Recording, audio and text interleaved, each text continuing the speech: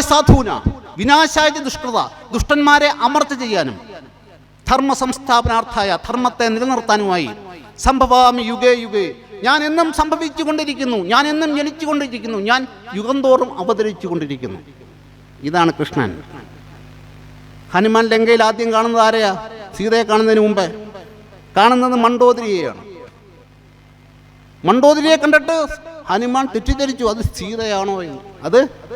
അത് സീതയാണോ എന്ന് തെറ്റിദ്ധരിച്ചു പോയി. അത്ര ത്രിലോക സുന്ദരിയാണ് ആര്? മണ്ഡോദരി, രാവണന്റെ പട്ടം കക്ഷി.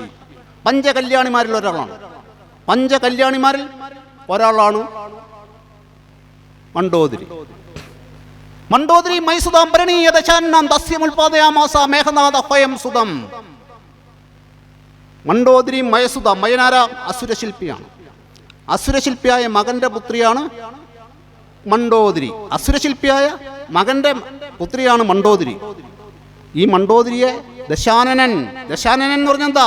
ദശ മാംസം, മുഖത്ത് മാംസമുള്ളവൻ. ദശാനനൻ മുഖത്ത് മാംസമുള്ളവൻ എന്ന് പഠിപ്പിച്ച അധ്യാപകരുണ്ട്. അത് ശരിയാ അവർ പറഞ്ഞത്. ദശാനനൻ 10 തലയുള്ളവൻ. ലോകത്ത് ഏറ്റവും കൂടുതൽ അറിയപ്പെടുന്ന ഇന്ത്യക്കാരൻ രാവണനാണ്. ഏറ്റവും കൂടുതൽ ലോകത്ത് അറിയപ്പെടുന്ന ഇന്ത്യക്കാരൻ രാവണനാണ്. ജടാകടാക സംഭ്രമ ഭ്രമം നിലംബ നിർദ്ധരി വിലോലവീചി വല്ലരി വിരാജമാന മൂർധനി തക തക തകജല ലലാട പൊട്ട പാവകെ കിശോര ചന്ദ്രശേഖരേ രതി പ്രദക്ഷിണം മമ. രാവണ സംഗീതമാണിത്. യങ് ജനറേഷൻ മോശക്കാരൊന്നും അല്ല. അവരിതെടുത്ത് തട്ടി ഇവിടെ ബാഹുബലിക്കകത്ത് ലോകം മൊത്തമാക്കി കളഞ്ഞ്. അപ്പൊ യങ് ജനറേഷൻ കുഞ്ഞാൾക്കാരല്ല. ജടാകടാക സംഭ്രമ ഭ്രമം നിലംബ നിർദ്ധരി വിലോലവീചി വല്ലരി വിരാജമാന മൂർധനി. എന്താ ഇതിന്റെയൊക്കെ അർത്ഥം? ഇളകി മറിഞ്ഞുകൊണ്ടിരിക്കുന്ന ആകാശഗംഗയിൽ പ്രക്ഷോഭിക്കുന്ന ശിരസ്സോട് കൂടിയവനും ധഗദ്ധഗത്ത് എന്ന തരം രണ്ടു തരം തീജ്വാലകൾ നെറ്റിക്കണ്ണിൽ എരിയുന്നവനുമായ സാക്ഷാൽ ശ്രീ ബാലചന്ദ്രചൂഡനിൽ എൻ്റെ മനസ്സ് എപ്പോഴും അഭിരമിച്ചു കൊണ്ടിരിക്കുന്നു എന്നതാണ് അതിൻ്റെ അർത്ഥം. രാവണൻ എന്ന് വെച്ചെന്തോ? രാവണൻ എന്ന് പറഞ്ഞാൽ ആക്രോശിക്കുന്നവൻ, രവൻ ശബ്ദം ഉണ്ടാക്കുന്നവൻ എന്നൊക്കെയാണ് എൻ്റെ അർത്ഥം. രാഫണൻ എന്ന് കേട്ടോ? രാഫണൻ. ഭഗരോസ്തി വിഭീഷണേ ഭഗാരോസ്തി കുംഭകർണേ രാക്ഷസാനാം കുലശ്രേഷ്ഠ രാവണോ നൈഫ രാഫണ. കുംഭകർണൻ ആരാ? ഭഗാരവ. വിഭീഷണൻ എന്തുവാ? ഭഗാരവാണ്. അതാണ് ഭഗാരോസ്തി വിഭീഷണേ ഭഗാരോസ്തി കുംഭകർണേ രാക്ഷസാനാം കുലശ്രേഷ്ഠ രാവണോ നൈഫ രാഫണ. ഫണമുയർത്തി യക്ഷ കിന്നര സിദ്ധ വിദ്യാധര ഗന്ധർവന്മാരെ കിടുകിട വിറപ്പിക്കുന്നവൻ. രാവണൻ എന്നത് കേൾക്കുന്നേരം ദേവകളൊക്കെ വിറച്ചിടുന്നു. അതാണ് മണ്ഡോദരി മൈസുതാം ഭരണീയ ദശാന്നാം തസ്യമുൽപാദയാമാസ മേഘനാഥ ഹോയം സുതം. അതിൽ രാവണനുണ്ടായ പുത്രനാണ് മേഘനാഥൻ. ഈ കുഞ്ഞ് ജനിച്ചു വീണപ്പോൾ 14 ലോകങ്ങളിലും ഇടിമുഴങ്ങിയെന്നാണ്. 14 ലോകങ്ങളിൽ ഭൂമിക്കടിയിലോട്ട് 7 ലോകമാണ്. ഭൂലോകം, ഭൂമിക്കടിയിലോട്ടുള്ളത് പാതാളം, രസാതലം, തലാതലം, മഹാതലം, അതലം, വിതലം, സുതലം. ഈ 7 ലോകങ്ങൾ താപ്പൊട്ട. 7 ലോകങ്ങൾ മേപ്പൊട്ടുമുണ്ട്. ഭൂലോകം, ഭൂർലോകം, സ്വർഗലോകം, മഹാലോകം, ജനലോകം, തപോലോകം, സത്യലോകം എന്നിങ്ങനെ 7 ലോകങ്ങൾ മേപ്പൊട്ടുണ്ട്. ഈ 14 ലോകങ്ങളിലും ഇടിമുഴങ്ങി എന്നാണ് പറഞ്ഞത്. മഹാഭാരതത്തിൽ പറയുന്നുണ്ട്, പ്ലവകപാളിയോടടുത്തു രാവണി കൊടും ശരമാരി ചൊരിഞ്ഞതുപോലെ. പ്ലവകപാളിയോടടുത്തു രാവണി കൊടും ശരമാരി ചൊരിഞ്ഞതുപോലെ. രാവണി എന്ന് പറഞ്ഞാൽ ആരാ? രാവണി രാവണന്റെ പുത്രൻ. പ്ലവകം എന്തുവാ? പ്ലവകം കുരങ്ങ്. പ്ലവകപാളി കുരങ്ങന്മാരുടെ പട. കുരങ്ങന്മാർ നിൽക്കുന്ന പടയ്ക്കാണ് പ്ലവകപാളി എന്ന് പറയുന്നത്. കുരങ്ങന്മാർ നിൽക്കുന്ന പടയുടെ അടുക്കലേക്ക് ആര് വന്നു? മേഘനാഥൻ വന്നിട്ട് എന്ത് ചെയ്തെന്നാ? അസ്ത്രം വെച്ചെന്നാ പറഞ്ഞത്. പ്ലവകപാളിയോട് അടുത്തു രാവണി കൊടും ശരമാരി ചുരിഞ്ഞതുപോലെ. ആരായി കുരങ്ങന്മാര്? ജാംബുവാൻ. ജാംബുവാനെ കാലത്തിന് പോലും ഭയമാണ്. ജാംബുവാനെ ഭയന്ന് കാലം പോലും ജാംബുവാന്റെ ഗുഹയിലേക്ക് കടന്നു ചെല്ലുകയില്ല. അതാണ് ജാംബുവാൻ. മഹാബലിക്ക് ദാനം കൊടുത്തപ്പോൾ ആ വിരാട രൂപത്തിന് ചുറ്റും 21 പ്രാവശ്യം ചെണ്ട കൊട്ടി നടന്നവനാണ് ജാംബുവാൻ. വിരാട രൂപം എന്ന് കേട്ടിട്ടില്ലേ? വിരാട് രൂപം എന്താ ഈ വിരാട രൂപൻ? നമ്മളുടെ ശരീരത്തിന്റെ ശക്തി അനന്തമായി പരിക്കിയാൽ വിരാട് രൂപൻ, നമ്മളുടെ മനസ്സിന്റെ ശക്തിയെ അനന്തമായി പരിക്കിയാൽ ഹിരണ്യഗർഭൻ. ഇതൊക്കെയാണ് അതിന്റെ അർത്ഥങ്ങൾ. മനസ്സിന്റെ ശക്തിയെ അനന്തമായി പരിക്കിയാൽ ഹിരണ്യഗർഭനും, ശരീരത്തിൻ്റെ ശക്തിയെ അനന്തമായി പെരുക്കിയാൽ വിരാട് രൂപനുമായി. ഈ വിരാടരൂപൻ്റെ വിരാട പുരുഷൻ്റെ തലമുടിയാണ് മേഘങ്ങൾ, വിരാട പുരുഷൻ്റെ വയറാണ് സമുദ്രം, വിരാട പുരുഷൻ്റെ നടത്തമാണ് കാലം, വിരാട പുരുഷൻ്റെ വസ്ത്രമാണ് സന്ധ്യ, വിരാട പുരുഷൻ്റെ മായയാണ് പുഞ്ചിരി. അപ്പം ഈ വിരാട രൂപത്തിന് മുമ്പ് ചുറ്റും 21 പ്രാവശ്യം ചെണ്ട കൊട്ടി നടന്നവനാണ് ജാംബുവാൻ. ഈ ജാംബുവാനാണ് നിൽക്കുന്നത്. പിന്നാരാ നിൽക്കുന്നത്? ഹനുമാന്റെ ശക്തിയെക്കുറിച്ചാണ് നമ്മൾ ഈ പറയുന്നത്. അതായി പറഞ്ഞുകൊണ്ടിരിക്കുന്നതിനെ. പിന്നാരാ? സുഗ്രീവൻ സൂര്യപുത്രനാണ്, ബാലിയുടെ സഹോദരനാണ്, മഹാശക്തൻ. പിന്നാര് നിൽക്കുന്നത്? അങ്കദൻ ബാലിക്ക് സമനാണ്, മഹാശക്തനാണ്, അതിശക്തനാണ്. പിന്നെ നീലൻ എന്ന് പറഞ്ഞു കഴിഞ്ഞാൽ സകല സൈന്യാധിപനാണ് നീലൻ, മഹാബലൻ. ഇവരുടെ അടുക്കലേക്ക് ആര് വന്നേക്കുന്നത്? മേഘനാഥൻ വന്ന് എന്ത് ചെയ്ത്? ഇതിനെല്ലാം എഴുതി തെറിപ്പിച്ച് കളഞ്ഞ്, എഴുതി പറപ്പിച്ച് കളഞ്ഞ്, കരിയില പുറത്തുന്ന പോലെ പറത്തി കളഞ്ഞു. അതാണ് മേഘനാഥൻ. മണ്ഡോദരീം മൈസുതാം പരിണീയ ദശാന്നം തസ്യ മൽപദയാമാസ മേഘനാഥ ഹോയം സുതം. പ്ലവകപാളിയോട് അടുത്തു രാവണി കൊടും ശരമാരി ചുരിഞ്ഞതുപോലെ ഭുവനൈക ധനുർധരൻ അങ്കേശൻ. ഇത് മഹാഭാരതത്തിൽ പറയുന്നത് എങ്ങനെയാ? കർണൻ യുദ്ധത്തിൽ വരുമ്പോഴാണ്. കർണൻ സേനാപതിയായപ്പോൾ താപ്പട്ടകളും തുന്തുഭികളും പെരുമ്പറകളും മുഴങ്ങി. കർണൻ സേനാപതിയായപ്പോൾ താപ്പട്ടകളും പെരുമ്പറകളും തുന്തുഭികളും മുഴങ്ങി. കർണന്റെ ഗുണാഗണങ്ങൾ വർണ്ണിക്കുന്നത് സീരിയലുകാരനോ യൂട്യൂബുകാരനോ മറ്റ് കഥാകൃത്തുക്കളൊന്നുമല്ല, ഇതിഹാസ കവി വ്യാസനോ. ചക്രവർത്തിമാർക്ക് വേണ്ട എല്ലാ ഗുണവിശേഷങ്ങളും വ്യാസൻ കർണനിൽ സമർത്ഥിക്കുന്നുണ്ട്. എന്നാൽ വ്യാസൻ കർണനെ മാതൃകയായി അംഗീകരിക്കുന്നില്ല. കാരണം കർണനൊരു തെറ്റുപറ്റി. എന്താണ് തെറ്റ്? ചീത്തക്കൂട്ടുകെട്ട്, ദുര്യോധനുമായുള്ള ചെങ്ങാത്തം. ഇതാണ് കർണനെ അംഗീകരിക്കാത്തതിൻ്റെ കാരണം. വ്യാസൻ. കുന്തിദേവി കർണനെ കാണാൻ വരുന്നുണ്ടല്ലോ യുദ്ധത്തിന് മുമ്പ്. അപ്പോൾ കുന്തിദേവി വന്നപ്പോൾ എന്താ കർണൻ പറയുന്നത്? കുരുവംശപ്രിയായ മഹാറാണിക്ക് സൂതപുത്രന്റെ നമസ്കാരം. സൂതപുത്രന്റെ നമസ്കാരം എന്ന് പറഞ്ഞപ്പോൾ തള്ള എന്തോ പറഞ്ഞത്? നീ സൂതപുത്രനല്ല, സൂര്യപുത്രനാണ്. നീ രാധേയനല്ല, കൗന്ദയനാണ്. പാലാഴി പൈതലാം പാരിജാതത്തെയോ കാലിക്കുളമ്പുചാൽ പെറ്റിടുന്നു എന്ന ധ്വനിയിൽ നീ പാലാഴിയുടെ പുത്രനാണ്, നീ അല്ലാതെ അഴുക്കുചാലിൻ്റെ ഒന്നും മകനല്ല എന്ന രീതിയിലാണ് പറഞ്ഞത്. ഭാരതരാജ്യം നിന്റേതാണ് മകനെ, ഭാരതരാജ്യം നിന്റേതാണ് മകനെ. യുധിഷ്ഠിരൻ ഒരു പരിചാരകനെ പോലെ നിന്റെ പിന്നാലെ നടക്കും. യുധിഷ്ഠിരൻ ഒരു പരിചാരകനെ പോലെ നിന്റെ പിന്നാലെ നടക്കും. ഭീമൻ നിനക്ക് പദസേവ ചെയ്യും. അർജുനൻ നിന്റെ സാരഥിയായിരിക്കും. നകുലൻ നിനക്ക് വെൺകൊറ്റക്കുട പിടിക്കും. സഹദേവൻ നിനക്ക് വെൺചാമ്പരം വീശും. അഭിമന്യുവും ദ്രൗപദി പുത്രന്മാരും പ്രദ്യുമ്നനും നിന്റെ ആജ്ഞാനുവർത്തികളായിരിക്കും. ഉദ്ധവനും ബലരാമനും ഭാരത സാമ്രാട്ടായ നിന്റെ മുന്നിൽ ശിരസ് കുനിക്കും. കൃഷ്ണൻ വിഷ്ണുവംശത്തിലെ അനേക വീരന്മാരോടുകൂടി നിന്റെ അനുചരനാകും.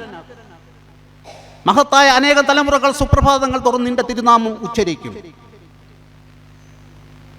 6ാമത്തെ ഊഴത്തിൽ ദ്രൗപദി ചന്ദ്രയാന വ്രതമെടുത്ത് പരിശുദ്ധ കന്യകയായി നിന്റെ പട്ടമഹർഷിയാകും. അമ്മ മകന് നൽകുന്ന വാഗ്ദാനങ്ങൾ, അതിമഹത്തായ വാഗ്ദാനങ്ങൾ. പക്ഷേ കർണൻ ഇതിനൊക്കെ കൊടുത്ത ഉത്തരം വളരെ വളരെ പരുഷമായിരുന്നെങ്കിലും കർണൻ പാണ്ഡവപക്ഷത്ത് തന്നെയായിരുന്നു.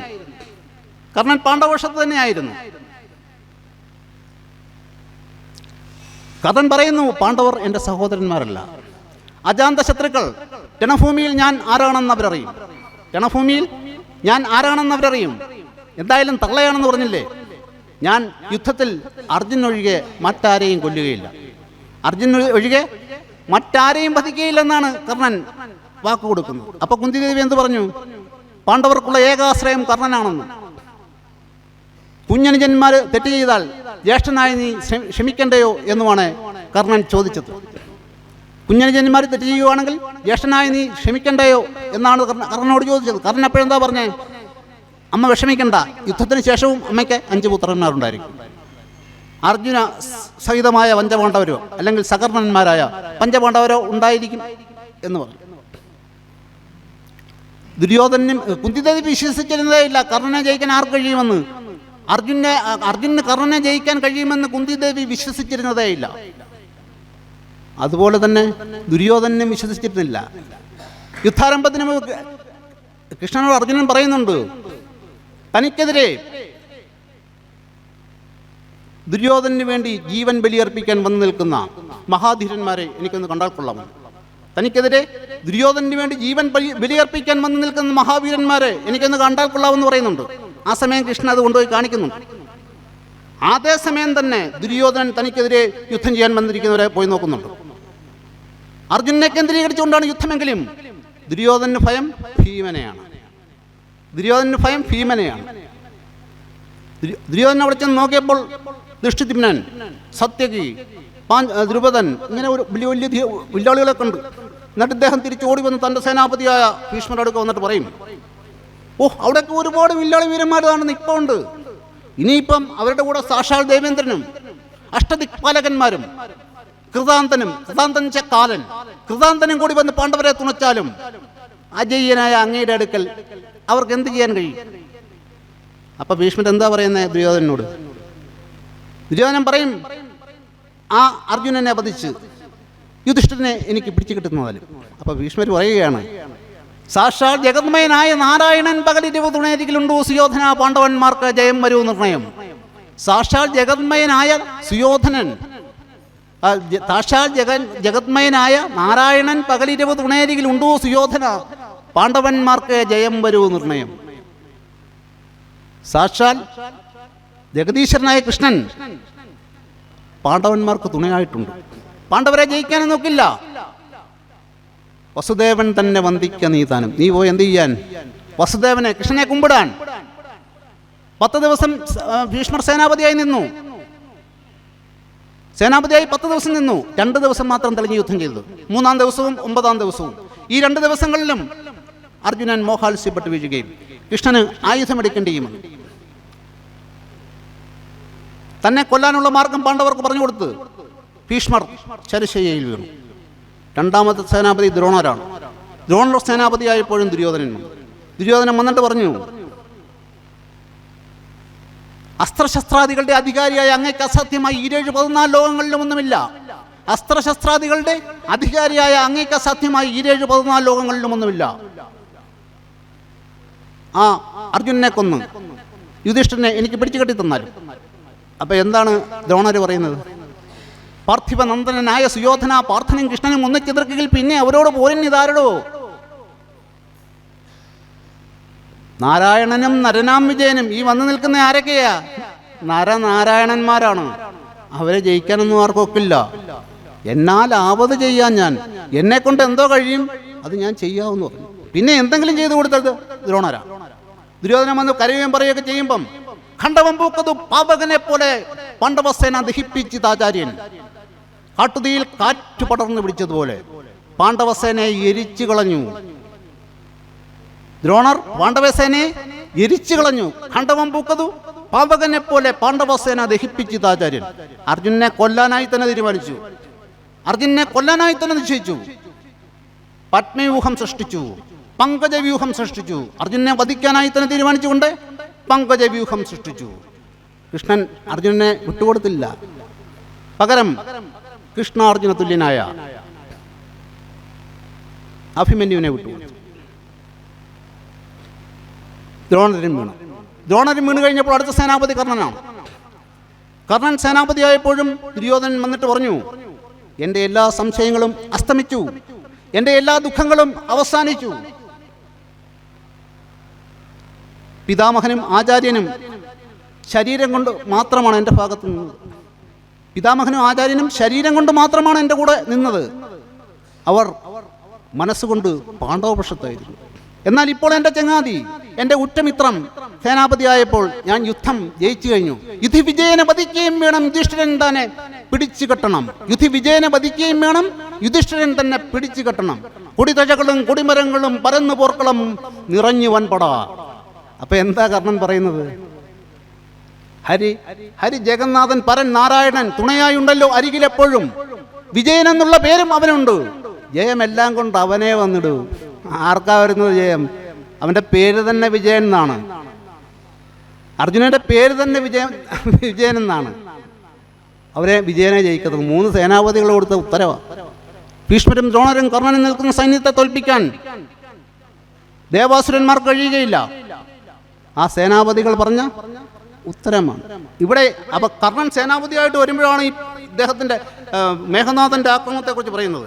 ഈ കർണൻ സേനാപതിയായി വരുമ്പോൾ മഹാഭാരതത്തിൽ പറയുന്നതാണ്, പ്ലവകപാളിയോടടുത്തു രാവണി കൊടുംശരമാരി ചുരിഞ്ഞതുപോലെ ഭുവനൈക ധനുർധരൻ അങ്കേശൻ. ഭുവനൈക ധനുർധരൻ കർണൻ, അങ്കേശൻ അംഗരാജാവ്. എയ്തിളക്കിനാൻ പാണ്ഡവരെ മൊത്തം എയ്ത് നശിപ്പിച്ചു കളഞ്ഞു.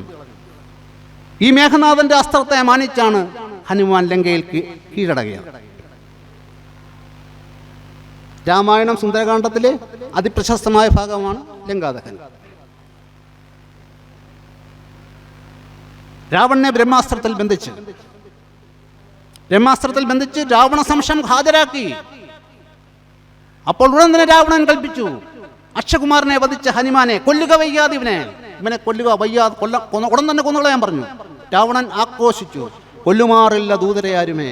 ഉടൻ തന്നെ വിഭീഷണൻ വളരെയധികം ആദരവോടുകൂടി രാവണനോട് പറഞ്ഞു, ദൂതന്മാരെ ആരും കൊല്ലാറില്ല. അതാണ് രാജധർമ്മം. യഥാർത്ഥ കുറ്റവാളി ഇവനല്ല, ഇവനെ ഇങ്ങോട്ട് അയച്ചവരാണ്. കോസലേന്ദ്രസ്യ രാമസ്യ ദൂതസ്യ. മുഗൾ പെരിയ പരീക്ഷണമാണ് ഈ രാമൻ തിരുവടി. രാമദൂതനാണ്. ഉടൻ തന്നെ രാവണൻ പറഞ്ഞു, പുച്ഛേന ദഹതാം പുച്ഛം. അവൻ്റെ വാലിന് തീ കൊടുത്തേക്കാൻ പറഞ്ഞു, അവൻ്റെ വാലിന് തീയിട്ടേക്കാൻ പറഞ്ഞു, കൊല്ലാക്കൊല ചെയ്തേക്കാൻ പറഞ്ഞു. വാനരന്മാരുടെ ബലം ശൗര്യവും വാലിന്മേലാണ്. പുച്ഛേന ദഹതാം പുച്ഛം. രാവണന്റെ കൽപ്പന നടപ്പിലാക്കി. കുരങ്ങൻ ഗോപുരമുകളിൽ നിന്നും വാലിലെ തീയുമായി ഓടി. കുരങ്ങൻ ഗോപുരമുകളിൽ നിന്ന് ചാടി വാലിലെ തീയുമായി ഓടി. പുരകളുടെ മേൽക്കൂരകളിൽ നിന്ന് മേൽക്കൂരകളിലേക്ക് ചാടി, വീണ്ടും ചാടി. വാലിന്മേൽ വന്നി കൊളുത്തി പുരത്തിലെമ്പാടവും കത്തിച്ച് വർത്തിച്ച് തത്നിയും. സാപുരി രാവണവാസ ദദാഹേ ഹനുമതാ തഥാ. രാവണൻ വസിക്കുന്ന ആ നഗരം ഹനുമാൻ കത്തിച്ചു കളഞ്ഞു. സാപുരി രാവണവാസ ദദാഹേ ഹനുമതാ തഥാ. ഇത്രയും ചെയ്തിട്ട് എന്തുവാ ഹനുമാൻ പറഞ്ഞത്? സാപുരി രാവണവാസ ദദാഹേ ഹനുമതാ തഥാ. നടപ്പന്തൽ, നാടകശാല, നൃത്തശാല, വീടുകൾ, കൊട്ടാരങ്ങൾ, ഗോപുരങ്ങൾ എല്ലാം തീജ്വാലയിൽ അമർന്നു. ആകാശം തീപ്പുകയും തീപ്പൊരികളും കൊണ്ട് മൂടി. ആധുനിക കാലത്ത് ആറ്റം ബോംബുണ്ടായാൽ അന്തരീക്ഷത്തിലുണ്ടാകുന്ന ആണവശൈത്യം ബാധിച്ച പോലെ, ആണവ തരംഗം വ്യാപിച്ച പോലെ ലങ്കാപുരി മങ്ങിപ്പോയി. ആദ്യ സെക്കൻഡിന്റെ കോടാനുകോടിയിലൊരംശം സമയം കൊണ്ട് പ്രപഞ്ചത്തിന് അതിശയകരമായ തോതിലുള്ള ഒരു അതിവികാസം സംഭവിച്ചു. ആദ്യ സെക്കൻഡിന്റെ കോടാനുകോടിയിലൊരംശം സമയം കൊണ്ട് പ്രപഞ്ചത്തിന് അതിശയകരമായ തോതിലുള്ള ഒരു അതിവികാസം സംഭവിച്ചു. ഇതാണ് മഹാവിസ്ഫോടന സിദ്ധാന്തം. ബിഗ് ബാങ് എന്ന് പറഞ്ഞതാണ് പറഞ്ഞത്. എന്ന് പറഞ്ഞ പോലെ ആയിപ്പോയി ലങ്കാപുരി. ഹനുമാൻ ഇത്രയും ചെയ്തിട്ട് എന്താ പറഞ്ഞത്? കൃതം കാര്യം ത്വയാ സാർത്ഥം രാഘവ. ഒന്നും എൻ്റെ ശക്തിയല്ല, എന്നെ കൊണ്ട് ഒന്നിനും കഴിവില്ല. I don't know what I am. എനിക്കൊന്നും അറിയില്ല. എല്ലാം രാമന്റെ ശക്തിയാണ്. എല്ലാം ചെയ്തിട്ട് എല്ലാ ക്രെഡിറ്റും രാമന് കൊടുത്തു. രാവണന്റെ അഹങ്കാരം തീയിൽ വെന്തരിഞ്ഞു. ഭക്തി തീയിലും പ്രകാശിച്ച് ഭക്തി ദീപമായി നിലകൊണ്ടു. ഭക്തി ജയിക്കുന്നു. ഭക്തിയുടെ വിജയമാണ് ലങ്കാദഹനം. എല്ലാ മനുഷ്യരും മറ്റവൻ്റെ അധ്വാനത്തെ എങ്ങനെ ചൂഷണം ചെയ്യാം എന്നാണ് എല്ലാവരും ശ്രമിക്കുന്നത്. എല്ലാ പ്രവർത്തനത്തിനും മറ്റുള്ളവൻ്റെ ചൂഷണം എങ്ങനെ തട്ടിയെടുക്കാമെന്നുള്ള നോട്ടമല്ല ഉള്ളൂടെ എല്ലാവർക്കും. ചുണ്ടലി എന്താ പറഞ്ഞത്? ചുണ്ടലി പറഞ്ഞു, ഞാനും ആനച്ചേട്ടനും കൂടി പാലം തകർത്തു കളഞ്ഞു. ഞാനൂൽ എന്താ പറയുന്നത്? ഞാനൂല് പറഞ്ഞു, ഞാനും മൂക്കൻ ചേട്ടനും കൂടി കടിച്ചു കൊന്നു. മറ്റുള്ളവരുടെ അധ്വാനം എങ്ങനെ കൈക്കലാക്കാം എന്നുള്ളതാണ് ലോകം മൊത്തം ഉള്ള ചിന്താഗതി. അതാണ് റിപ്പോർട്ട് ഉണ്ടാക്കി കാശ് തട്ടിക്കുക. ഈ ഉള്ള പരിപാടിയേ ഉള്ളൂ. ലോകം മൊത്തമുള്ള ഒരു കാര്യമാണ്. അപ്പം പൊളവൻ എന്ന് പറയുന്നത് വിഷമില്ലാത്ത പാമ്പന. പൊളവൻ പൊട്ടക്കുളത്തിൽ പൊളവൻ ഫണീന്ദ്രൻ, തട്ടംപുറത്താഹുവും പ്രവീരൻ, കാട്ടാളനിൽ കാപ്പിരി കാമദേവൻ എന്ന് പറയാം. എന്ന് വെച്ചാൽ പൊട്ടക്കുളത്തിൽ പൊളവൻ ഫണീന്ദ്രൻ. പൊട്ടക്കുളത്തിലെ സർപ്പരാജാവ് എന്ന് പറയുന്നത് ആരാ? പൊളവനാ. തട്ടംപുറത്ത് ആഘുവും പ്രവീരൻ. ആഘു എന്ന് വെച്ചാൽ എലി. തട്ടംപുറത്തെ വലിയ മൃഗശ്രേഷ്ഠൻ എലിയാണ്. കാട്ടാളനിൽ കാപ്പിരി കാമദേവൻ. കാട്ടാളന്മാരുടെ കൂട്ടത്തിൽ കാപ്പിരിയാണ് കാമദേവൻ. അപ്പം എല്ലാ പ്രവർത്തനങ്ങളും നമ്മൾ അധികാരത്തിന് വേണ്ടിയാണ്. എല്ലാ പ്രവർത്തനങ്ങളും അധികാരത്തിന് വേണ്ടിയാണ്. അധികാരം അഹങ്കാരത്തിൻ്റെ ശബ്ദമാണ്. അതാണ് ആയുധങ്ങളെ ഓർമ്മിപ്പിക്കുന്നത്. അധികാരം അഹങ്കാരത്തിൻ്റെ ശബ്ദമാണ്. അതാണ് ആയുധങ്ങളെ ഓർമ്മിപ്പിക്കുന്നത്. വിജയത്തിന് മാത്രമേ അവകാശികളുള്ളൂ. വിജയത്തിൻ്റെ പിന്നാലെ മാത്രം പോകുവാനേ ആളുള്ളൂ.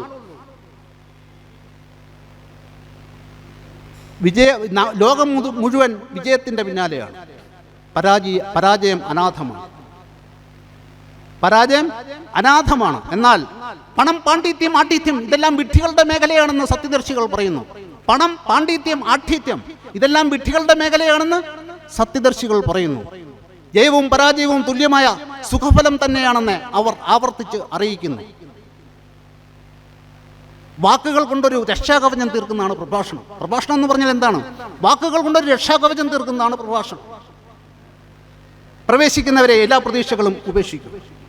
We are the voices of the wandering wind, which mourn for rest, can never find.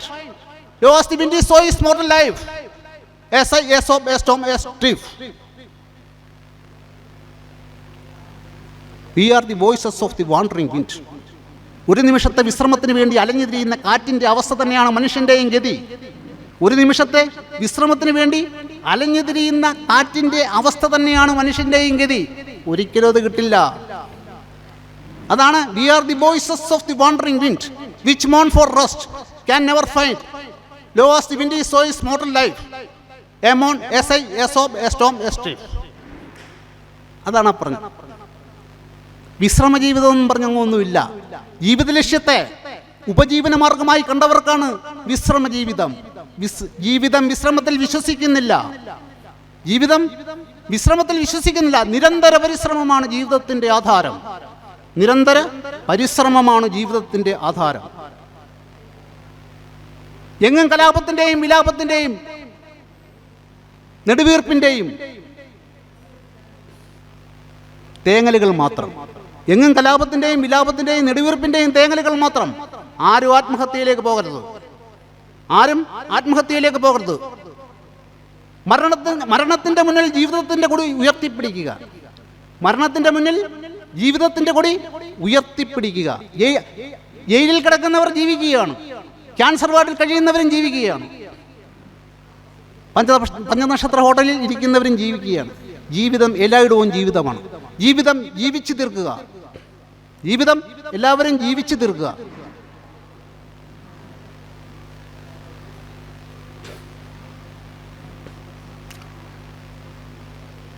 എല്ലായിടവും ജീവിതമാണ്. എല്ലാ മനുഷ്യരും ജീവിതം ജീവിച്ചു തീർക്കുക. ആർക്കും സുഖത്തിൻ്റെ പരമകോടിയിലെത്തിയാൽ സുഖമില്ല, ദുഃഖത്തിൻ്റെ പരമകോടിയിലെത്തിയാൽ ദുഃഖവുമില്ല. നിങ്ങൾക്ക് ആരെങ്കിലും ഈ ലോകത്ത് സുഖിച്ചതായി പറയുന്നുണ്ടോ?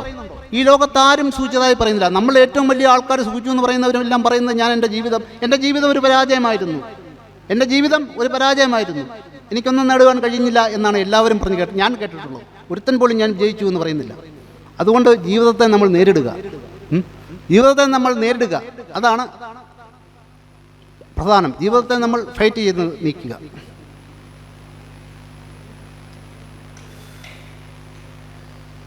ഇല്ലയോ? പറ്റില്ലേ?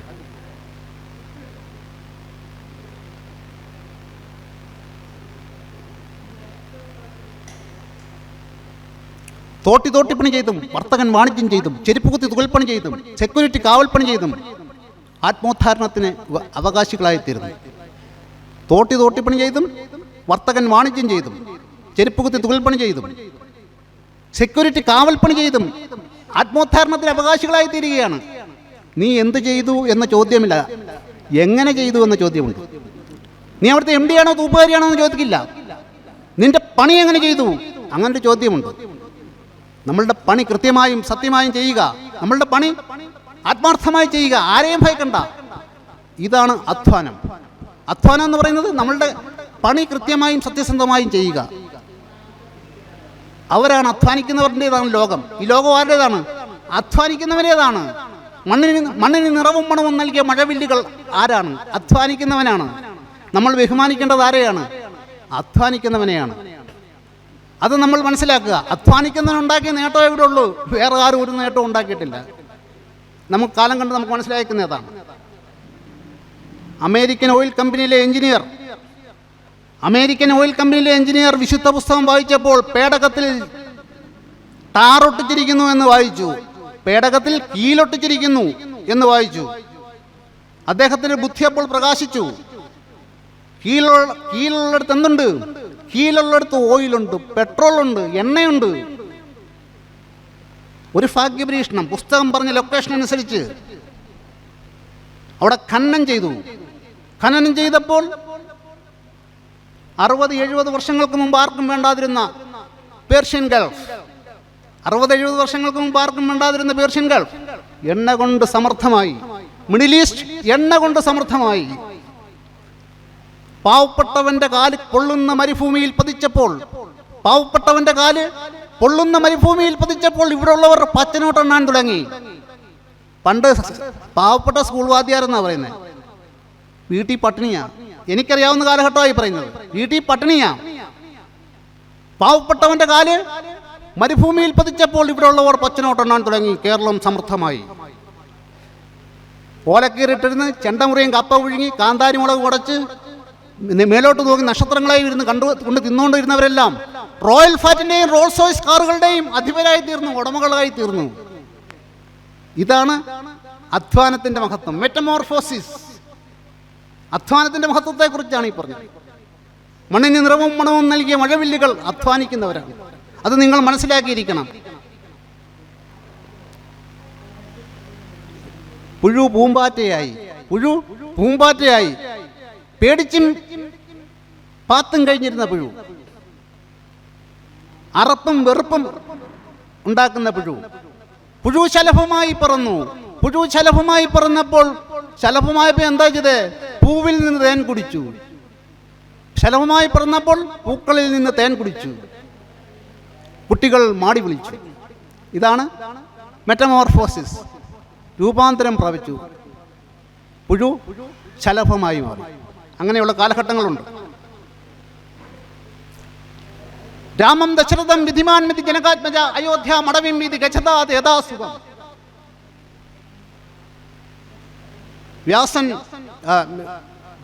വാൽമീകി രാമായണം എഴുതിയിരിക്കുന്നു സാൻസ്ക്രിറ്റ് ലാംഗ്വേജിൽ. വ്യാസൻ മഹാഭാരതം എഴുതിയിരിക്കുന്നു സാൻസ്ക്രിറ്റ് ലാംഗ്വേജിൽ. ഈ സാൻസ്ക്രിറ്റ് ലാംഗ്വേജ് എന്താണെന്ന് നിങ്ങളെ മനസ്സിലാക്കാനാണ് ഞാൻ ഈ പറയുന്നത്. എന്നുവെച്ചാൽ ഈ പത്രത്തിൽ കൂടിയും പിന്നെ മീഡിയകളിൽ കൂടിയൊക്കെ ഒരുപാട് തെറ്റിദ്ധാരണകൾ പരത്തി ജനങ്ങളെ, അവർക്ക് എന്താണെന്ന് മനസ്സിലാകില്ല. നിങ്ങളത് കറക്റ്റ് നിങ്ങൾക്ക് മനസ്സിലാക്കി കഴിയുമ്പോൾ നിങ്ങൾക്കിത് ഏതാ ശരിയെന്ന് നിങ്ങൾ തന്നെ തീരുമാനിക്കുന്നത്. അത് ഞാൻ പറയുന്നതല്ല. അപ്പോൾ വ്യാസൻ മഹാഭാരതം എഴുതിയിരിക്കുന്നു സാൻസ്ക്രിറ്റ് ലാംഗ്വേജ്. 1.25 ലക്ഷം ശ്ലോകങ്ങളും അതിൻ്റെ കഥകളും ഉപകഥകളും കൂടി പാരാപാര സമേതം കെട്ടുപണഞ്ഞ് കിടക്കുന്ന മഹാഗ്രന്ഥമാണ് മഹാഭാരതം. ഇലിയഡ് ആൻഡ് ഒഡിസി എഴുതിയിരിക്കുന്നു ആര്? ഹോമർ. ഓൺലി 25,000 ലൈൻസ്, 25,000 വരികൾ മാത്രമേ അതിനുള്ളൂ. ഗ്രീക്ക് സംസ്കാരത്തിന്റെ ആണിക്കല്ലുകൾ കൊണ്ട് പടുത്തുയർത്തിയിരിക്കുന്ന അന്ധനായ ഇതിഹാസ കവി ഹോമർ. അപ്പോൾ വാൽമീകി രാമായണം എഴുതിയിരിക്കുന്നു 24,000 ശ്ലോകങ്ങൾ. 24,000 ശ്ലോകങ്ങളിലാണ് വാൽമീകി രാമായണം എഴുതിയിരിക്കുന്നത്. വേദത്തിന് 4 ഭാഗങ്ങളാണ്. ബ്രഹ്മാണം, സംഹിത, ആരണ്യകം, ഉപനിഷത്ത്. ഉപനിഷത്തിന് എന്താ? വേദാന്തം. ഉപനിഷത്ത് എന്ന് പറഞ്ഞാൽ വേദാന്തം ഒന്നാണ്. 108 ഉപനിഷത്തുകളുണ്ട്. ഈ 108 10 വളരെ പ്രധാനമാണ്. ദശോപനിഷത്ത് എന്ന് പറയും. ഈശക്കേന കടപ്രശ്ന മുണ്ടമണ്ടോക്കി തിത്തിര ഐതിരേയഞ്ച ചന്തോഗ്യം ബൃഹദാരണ്യകം തഥ. ബൃഹദാരണ്യകം എന്ന് പറയുന്ന ഉപനിഷത്താണ് ഏറ്റവും വലിയ ഉപനിഷത്ത്. ഏറ്റവും ചെറിയ ഉപനിഷത്ത് ഏതാ? ഈശാവസ്യ ഏറ്റവും ചെറിയ ഉപനിഷത്ത്. ഈശാവസ്യമിതം സർവം. മഹാത്മാഗാന്ധി ഏറ്റവും കൂടുതൽ ഇഷ്ടപ്പെട്ട ഉപനിഷത്താണ് ഈശാവസ്യം. സൂര്യനസ്തമിക്കാത്ത സാമ്രാജ്യത്തിൽ ഗർജിച്ചുകൊണ്ട് നിന്ന ബ്രിട്ടീഷ് സിംഹത്തിന്റെ കുഞ്ചിരോമങ്ങളിൽ പിടിച്ചടക്കി അതിനെ നിശ്ചേഷ്ടനാക്കിയ അർത്ഥനഗ്നനായ ഫക്കീർ ബാപ്പുജി ഏറ്റവും കൂടുതൽ ഇഷ്ടപ്പെട്ട ഉപനിഷത്താണ് ഈശാവസ്യമിതം സർവം. പ്രാജ്ഞാനം ബ്രഹ്മം വെച്ചാൽ അറിവാണ് ഈശ്വരൻ. അത് ഐതരേയോപനിഷത്തിലെ മഹാവാക്യമാണ്. തത്വമസി എന്ന് പറഞ്ഞാൽ ഛാന്തോക്യോപനിഷത്തിലെ മഹാവാക്യമാണ്. ആ ആത്മരൂപം നീ തന്നെയാകുന്നു. ഉത്തിഷ്ഠത ജാഗ്രത, ഉണരുക, എഴുന്നേൽക്കുക, വിജ്ഞാനം നേടുക. ഇതാണ് വിവേകാനന്ദൻ പോയി പറഞ്ഞേക്കുന്നത് എവിടെ? ചിക്കാഗോയിൽ. ഉത്തിഷ്ഠത ജാഗ്രത പ്രാപ്യപര നിബോധിത, ഇതാണ് പറഞ്ഞത്. ഇതിപ്പോൾ കേട്ടിട്ടാണ് ആര് രോമാഞ്ചം കൊണ്ടുപോയി, കോൾമയർ കൊണ്ടുപോയി. ആര്? യൂറോപ്യന്മാരെല്ലാം. ഉത്തിഷ്ഠത ജാഗ്രത പ്രാപ്യപര നിബോധിത, എഴുന്നേൽക്കുക, ഉണരുക, വിജ്ഞാനം നേടുക. ഇത് തന്നെ നമ്മൾ മുമ്പ് ഇംഗ്ലീഷിൽ പറഞ്ഞു, to follow note like a shining star beyond the utmost sound of human thought. ഇംഗ്ലീഷുകാർ ഇത് കേട്ടിട്ടാണ് അത് പറഞ്ഞത്. ഘടോപനിഷത്തിലെ മഹാവാക്യമാണ് ഉത്തിഷ്ഠത ജാഗ്രത. മുണ്ടകോപനിഷത്തിലെ മഹാവാക്യമാണ് സത്യമേ ജയതേ. വേദങ്ങളിൽ ഋഗ്വേദത്തിൽ 1028 മന്ത്രങ്ങളുണ്ട്. ഋഗ്വേദത്തിൽ 1028 മന്ത്രങ്ങളുണ്ട്. അതിൽ ഗായത്രിയും ഉൾപ്പെടും. സകല മന്ത്രങ്ങളുടെയും മാതാവാണ് ഗായത്രി. മുക്താവിദ്രമഹേമനീലധവളചർമ്മകൈ യുക്താമിന്ദഭദ്രത്നമുടാം തത്വാർത്ഥവർണ്ണാത്മികാം സാവത്രീം ഭരതാഭയാം കുശശഃ ശുഭ്രം കപാലം ഗുണം ശംഖചക്രാധാരേന്ദ്രകുളം അസർവന്തി ഭജേ. ഓം ഫുർഫോസ്വ തത്സൗദർവരേണ്യം ഭർഗോ ദേവസ്യ ധീമഹി ധിയോ യോ ന പ്രചോദയാത്. ഇതാണ് ഗായത്രി മന്ത്രം. ഹേ അംബികേ, പരമാത്മാവായ അവിടുത്തേക്ക് നമസ്കാരം. ഹേ അംബികേ, പരമാത്മാവായ അവിടുത്തേക്ക് നമസ്കാരം. ജീവിതം സഫലവും ശ്രേഷ്ഠവുമാക്കി തീർക്കാൻ ബുദ്ധി നിർമ്മലമാക്കി തരണമേ എന്നതാണ് ഗായത്രി മന്ത്രത്തിൻ്റെ പൊരുൾ. ഹേ അംബികേ, പരമാത്മാവായ അവിടുത്തേക്ക് നമസ്കാരം. ജീവിതം സഫലവും ശ്രേഷ്ഠവുമാക്കി തീർക്കുവാൻ ബുദ്ധി നിർമ്മലമാക്കി തരണമേ എന്നതാണ് ഗായത്രി മന്ത്രത്തിൻ്റെ പൊരുൾ. അതാണ് മുക്താവിദ്രമഹേമനീല ധവള ചെറുകൈ ശ്രീഷ്ണൈഹി യുക്താമിന്ദരത്നമോടാം തത്വാർത്ഥവർണ്ണാത്മികാം സാവത്രീം ഭരതാഭയാം കുശശഃ ശുഭ്രം കപാലം ഗുണം ശംഖചക്ര അധാരേന്ദ്രകുളം ഹസ്തർവഹന്തി ഭജേ. ഓം ഭൂർഭുവസ്വ തത്സവിതുർവരേണ്യം ഭർഗോ ദേവസ്യ ധീമഹി ധിയോ യോ ന പ്രചോദയാത്. വാൽമീകി രാമായണം എഴുതിയിരിക്കുന്നത് 24,000 ശ്ലോകം. വ്യാസൻ മഹാഭാരതം എഴുതിയിരിക്കുന്നത് 1,000 ശ്ലോകം. ഹോമർ ഇലിയഡ് ആൻഡ് ഓഡിസി എഴുതിയിരിക്കുന്നത് 25,000 വരികൾ മാത്രം. ഈ ഇലിയഡ് ലോകം മൊത്തം ആക്കി തീർത്തത് അലക്സാണ്ടർ ചക്രവർത്തിയാണ്. അലക്സാണ്ടർ ഇലിയഡിൻ്റെ വലിയ ആരാധകനായിരുന്നു. എവിടെ പോകണം ഇയാൾ ഇലിയഡ് ഒരു കോപ്പി എപ്പോഴും അദ്ദേഹത്തിൻ്റെ കയ്യിലുണ്ടാകും. അദ്ദേഹം യുദ്ധത്തിനിറങ്ങുമ്പോൾ അക്കിലീസ് അക്കിലീസ് എന്ന് പറയും. അക്കിലീസ് എന്ന് പറഞ്ഞു കഴിഞ്ഞാൽ ആരാ? നമ്മുടെ കൃഷ്ണൻ. നമ്മുടെ കൃഷ്ണനെ അങ്ങ് സങ്കല്പിച്ചാൽ മതി. അക്കിലീസ് എന്ന് പറയുമ്പോൾ ട്രോജൻ വാറിലെ ഹീറോയാണ്, ട്രോജൻ വാറിലെ യോദ്ധാവാണ് അക്കിലീസ്. ഈ അലക്സാണ്ടർ യുദ്ധത്തിനിറങ്ങുമ്പം ഓരോ രാജ്യങ്ങൾ കീഴടക്കുമ്പോഴും അക്കിലീസ് അക്കിലീസ് എന്ന് പറയും. അപ്പം ഇയാൾക്ക് പ്രചോദനമുണ്ടോ? Every creation behind and inspiration. എല്ലാ സൃഷ്ടികളുടെയും പിന്നിൽ പ്രചോദനങ്ങളാണ്. അക്കിലീസ് അക്കിലീസ് എന്ന് വിളിക്കുമ്പോൾ ഇയാൾക്ക് പ്രചോദനമുണ്ടോ? The untravelled world is an unending world. It is for and wider and wider endless and eternal. ഞാൻ കണ്ടിട്ടില്ലാത്ത ലോകം അവസാനമില്ലാതെ കിടക്കുന്നു. ഞാൻ സഞ്ചരിച്ചിട്ടില്ലാത്ത ലോകം അവസാനമില്ലാതെ കിടക്കുന്നു. അതാണ് പറഞ്ഞത്. ഞാൻ കണ്ടിട്ടില്ലാത്ത ലോകം അവസാനമില്ലാതെ കിടക്കുന്നു. ഞാൻ സഞ്ചരിച്ചിട്ടില്ലാത്ത ലോകം അവസാനമില്ലാതെ കിടക്കുന്നു. എല്ലാത്തിനെയും കീഴടക്കുകയാണ് ചക്രവർത്തി അലക്സാണ്ടർ. ലോകവിജയിയാണ്. എല്ലാ രാജ്യങ്ങളെയും അക്കിലീസ് അക്കിലീസ് അക്കിലീസ് എന്ന് വിളിച്ചുകൊണ്ട് കീഴടക്കുകയാണ്. ഈ മഹാലോക വിജയി സിഗ്നസ് നദിയുടെ തീരത്തുകൂടി പോയപ്പോൾ, സിഗ്നസ് നദി ഗോമേതകക്കല്ലുകളുടെ ഐതികളുള്ള തണുത്ത ജലം, അതാണ് സിഗ്നസ് നദി. സിഗ്നസ് നദിയുടെ തീരത്ത് വെച്ച് അദ്ദേഹത്തെ ഒരു കൊതുക് ആക്രമിച്ചു. അലക്സാണ്ടറുടെ കുതിരപ്പടയുടെ വേഗതയോ, അലക്സാണ്ടറുടെ കുതിരപ്പടയുടെ വേഗതയോ പടവാളിൻ്റെ തണുതണൽക്കാര ശബ്ദമോ ഒന്നും കൊതുകിൻ്റെ മുന്നിൽ ചെലവായില്ല. കൊതുക് തോൽപ്പിച്ചു കളഞ്ഞു. കൊതുക് കടിച്ചു. അലക്സാണ്ടർ ബോധം കെട്ട് കിടക്കുകയാണ്. കാൽച്ചുവട്ടിലും തലക്കീഴിലും വശങ്ങളിലും സേനാപതികൾ തൊഴുതുകൊണ്ട് നിൽക്കുകയാണ്. അലക്സാണ്ടർ ഒരു നിമിഷം കണ്ണു തുറന്നപ്പോൾ സേനാപതികൾ ഒന്നിച്ചു പറഞ്ഞു, ആജ്ഞാപിച്ചാലും പ്രഭോ, ആജ്ഞാപിച്ചാലും. അല്ലയോ പ്രഭോ, ആജ്ഞാപിച്ചാലും എന്ന് പറഞ്ഞു. അലക്സാണ്ടർ അതിന് കൊടുത്തൊരു മറുപടിയുണ്ട്. ലോകത്താരും അത് മറക്കാൻ പാടില്ല. അലക്സാണ്ടർ അതിന് കൊടുത്തൊരു മറുപടിയുണ്ട്. ആജ്ഞാപിച്ചാലും എന്ന് പറഞ്ഞപ്പോൾ അലക്സാണ്ടർ കൊടുത്ത മറുപടി, എനിക്കിനി ആജ്ഞകളില്ല, അപേക്ഷകൾ മാത്രം. എനിക്കിനി ആജ്ഞകളില്ല, അപേക്ഷകൾ മാത്രം. അലക്സാണ്ടറുടെ ഈഗോ നശിച്ചു പോയിരിക്കുന്നു. അലക്സാണ്ടറുടെ ഈഗോ, ഞാനെന്ന ഭാവം അസ്തമിച്ചു പോയിരിക്കുന്നു. ഈഗോ നശിക്കുമ്പോൾ നമുക്ക് എന്തോ ഓടുന്നു? Beggars skip the E and let it go എന്നാ. ഈഗോ എന്ന് വെച്ചാൽ ഈ ജിയോ. ഈഗോ എന്നുള്ളത് ബഗേഴ്സ് ഈ സ്കിപ്പ് ചെയ്തത് ഗോ എന്നാക്കി. ഈഗോ അത് ചിന്തിച്ച് നോക്കിയാൽ അത് മനസ്സിലാകത്തുള്ളൂ. അപ്പോൾ ഈ പിഷാന്നം ഭക്ഷിക്കുമ്പോൾ നമ്മളുടെ ഈഗോ നശിച്ചു, നമുക്ക് ഈഗോ ഇല്ലാതായി തീരുന്നു. ഈ force is A dream, beggars are the Riders എന്ന് ഇംഗ്ലീഷുകാർ പറയും. അപ്പോൾ ഈ ഈഗോ, അലക്സാണ്ടറുടെ ഈഗോ നശിച്ചു പോയി. ലോക ചരിത്രത്തിൽ അലക്സാണ്ടറുടെ മുന്നിൽ ആർക്കും സ്ഥാനമില്ല. ലോകത്തിൽ അലക്സാണ്ടറുടെ മുന്നിൽ ആരുമില്ല. അലക്സാണ്ടറിൻ്റെ ഈഗോ നശിച്ചു. പിന്നെ മറ്റുള്ളവർക്ക് എന്തോ ഈഗോയാണ്. ഭിക്ഷാന്നം ഭക്ഷിക്കുമ്പോൾ നമ്മളുടെ ഈഗോ നശിച്ചു. അമ്പലത്തിൽ പ്രസാദ കൂട്ടിനൊക്കെ പോകുന്നത് അതിനാ, ഈഗോയ്ക്കാണ്. ഗജതുരക സഹസ്രം ഗോകുലം കോടിദാനം മേദിനി സാഗരാന്തം ഉഭയകുല വിശുദ്ധ കോടികന്യാ പ്രധാനം രജത കമല പാത്രം നഹി നഹി ബഹുദാനം അന്നദാന സമാനം എന്നാണ് പറയുന്നത്. ഈ അന്നദാനം ആയിരക്കണക്കിന് പശുക്കളെയോ ആയിരക്കണക്കിന് ആനകളെയോ കോടിക്കണക്കിന് പശുക്കളെയോ സമുദ്രത്തോളം ഭൂമിയോ വിശുദ്ധമായ കുളത്തിൽ ജനിച്ച കന്യകമാരെയോ സ്വർണമോ വെള്ളിയോ ഒക്കെ കൊടുക്കുന്നതിനേക്കാൾ വലുതാണ് എന്ത്? ഒരു നേരത്തെ അന്നം കൊടുക്കുന്നതെന്നാണ് പറയുന്നത്. അതാണ് നഹി നഹി ബഹുദാനം അന്നദാന സമാനം. എന്നാൽ നിങ്ങളൊരു കാര്യം മനസ്സിലാക്കുക, ഈ അന്നദാനം എപ്പം മാത്രം മതി? നമുക്ക് ജീവിച്ചിരിക്കുന്ന കാലം മാത്രമേ ആവശ്യമുള്ളൂ. അന്നം, ഭവനം, ഭക്ഷണം, ബംഗ്ലാവ്, കാറ്, ഗോൾഡ്, ഡോളർ, ഇതെല്ലാം ജീവിച്ചിരിക്കുന്ന മനുഷ്യന് മതി. ഈ ജീവൻ പോയാലും ഉള്ളതാണ് വിജ്ഞാനമെന്ന്. സർവേഷമേവദാനാന ജ്ഞാനദാനം വിശിഷ്യതേ. ഈ ലോകത്തിലുള്ള എല്ലാ ദാനത്തേക്കാൾ വലുത് വിജ്ഞാനം ദാനം കൊടുക്കുന്നതാണ്. വിജ്ഞാനം ദാനം കൊടുക്കുന്നതിനേക്കാൾ ശ്രേഷ്ഠമായി ഒരു ദാനവുമില്ല. അധ്യാപകൻ എന്ന സ്ഥാനം ഒരു വ്യക്തിക്ക് ജീവിതാന്ത്യം വരെ കിട്ടുന്ന അംഗീകാരമാണ്. അദ്ദേഹം കൊടുക്കുന്നത് എന്താണ്? അദ്ദേഹം കൊടുക്കുന്നത് ജ്ഞാനമാണ്. ജ്ഞാനം ദാനം കൊടുക്കുന്നത് കൊണ്ടാണ് അധ്യാപകൻ എന്ന സ്ഥാനം ജീവിതാന്ത്യം വരെ ശ്രേഷ്ഠമായ സ്ഥാനമായി നിലനിൽക്കുന്നു. ബാക്കിയുള്ളവരുടെയൊക്കെ സ്ഥാനം അറിയാമല്ലോ നമുക്ക്. ഓരോരുത്തർ വലിയ സ്ഥാനങ്ങളിൽ ഇരുന്നവർ നമ്മുടെ നാട്ടിൽ കണ്ടിട്ടില്ലേ നമ്മൾ? അപ്പം അധ്യാപകന് കിട്ടുന്ന ജ്ഞാനം ദാനം കൊടുക്കുന്നതാണ്. നമ്മളുടെ ഹൃദയം മരിച്ചാലും എന്ത് മരിക്കില്ല?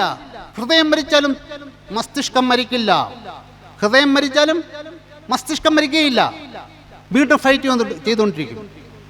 തൻ്റെ അഗാധമായ ഓർമ്മകളും അറിവുകളും സങ്കല്പങ്ങളും പ്രതീക്ഷകളും കൂടി കലർത്തി ഒരു അന്തിമ യാഥാർത്ഥ്യ ബോധം സൃഷ്ടിക്കും, എ ടെർമിനൽ റിയാലിറ്റി. എന്നിട്ട് ജീവിതകാലത്തിൽ ഒരിക്കലും ഉണരാതെ കിടന്ന അബോധ മനസ്സ് ഉണർന്നു വരും.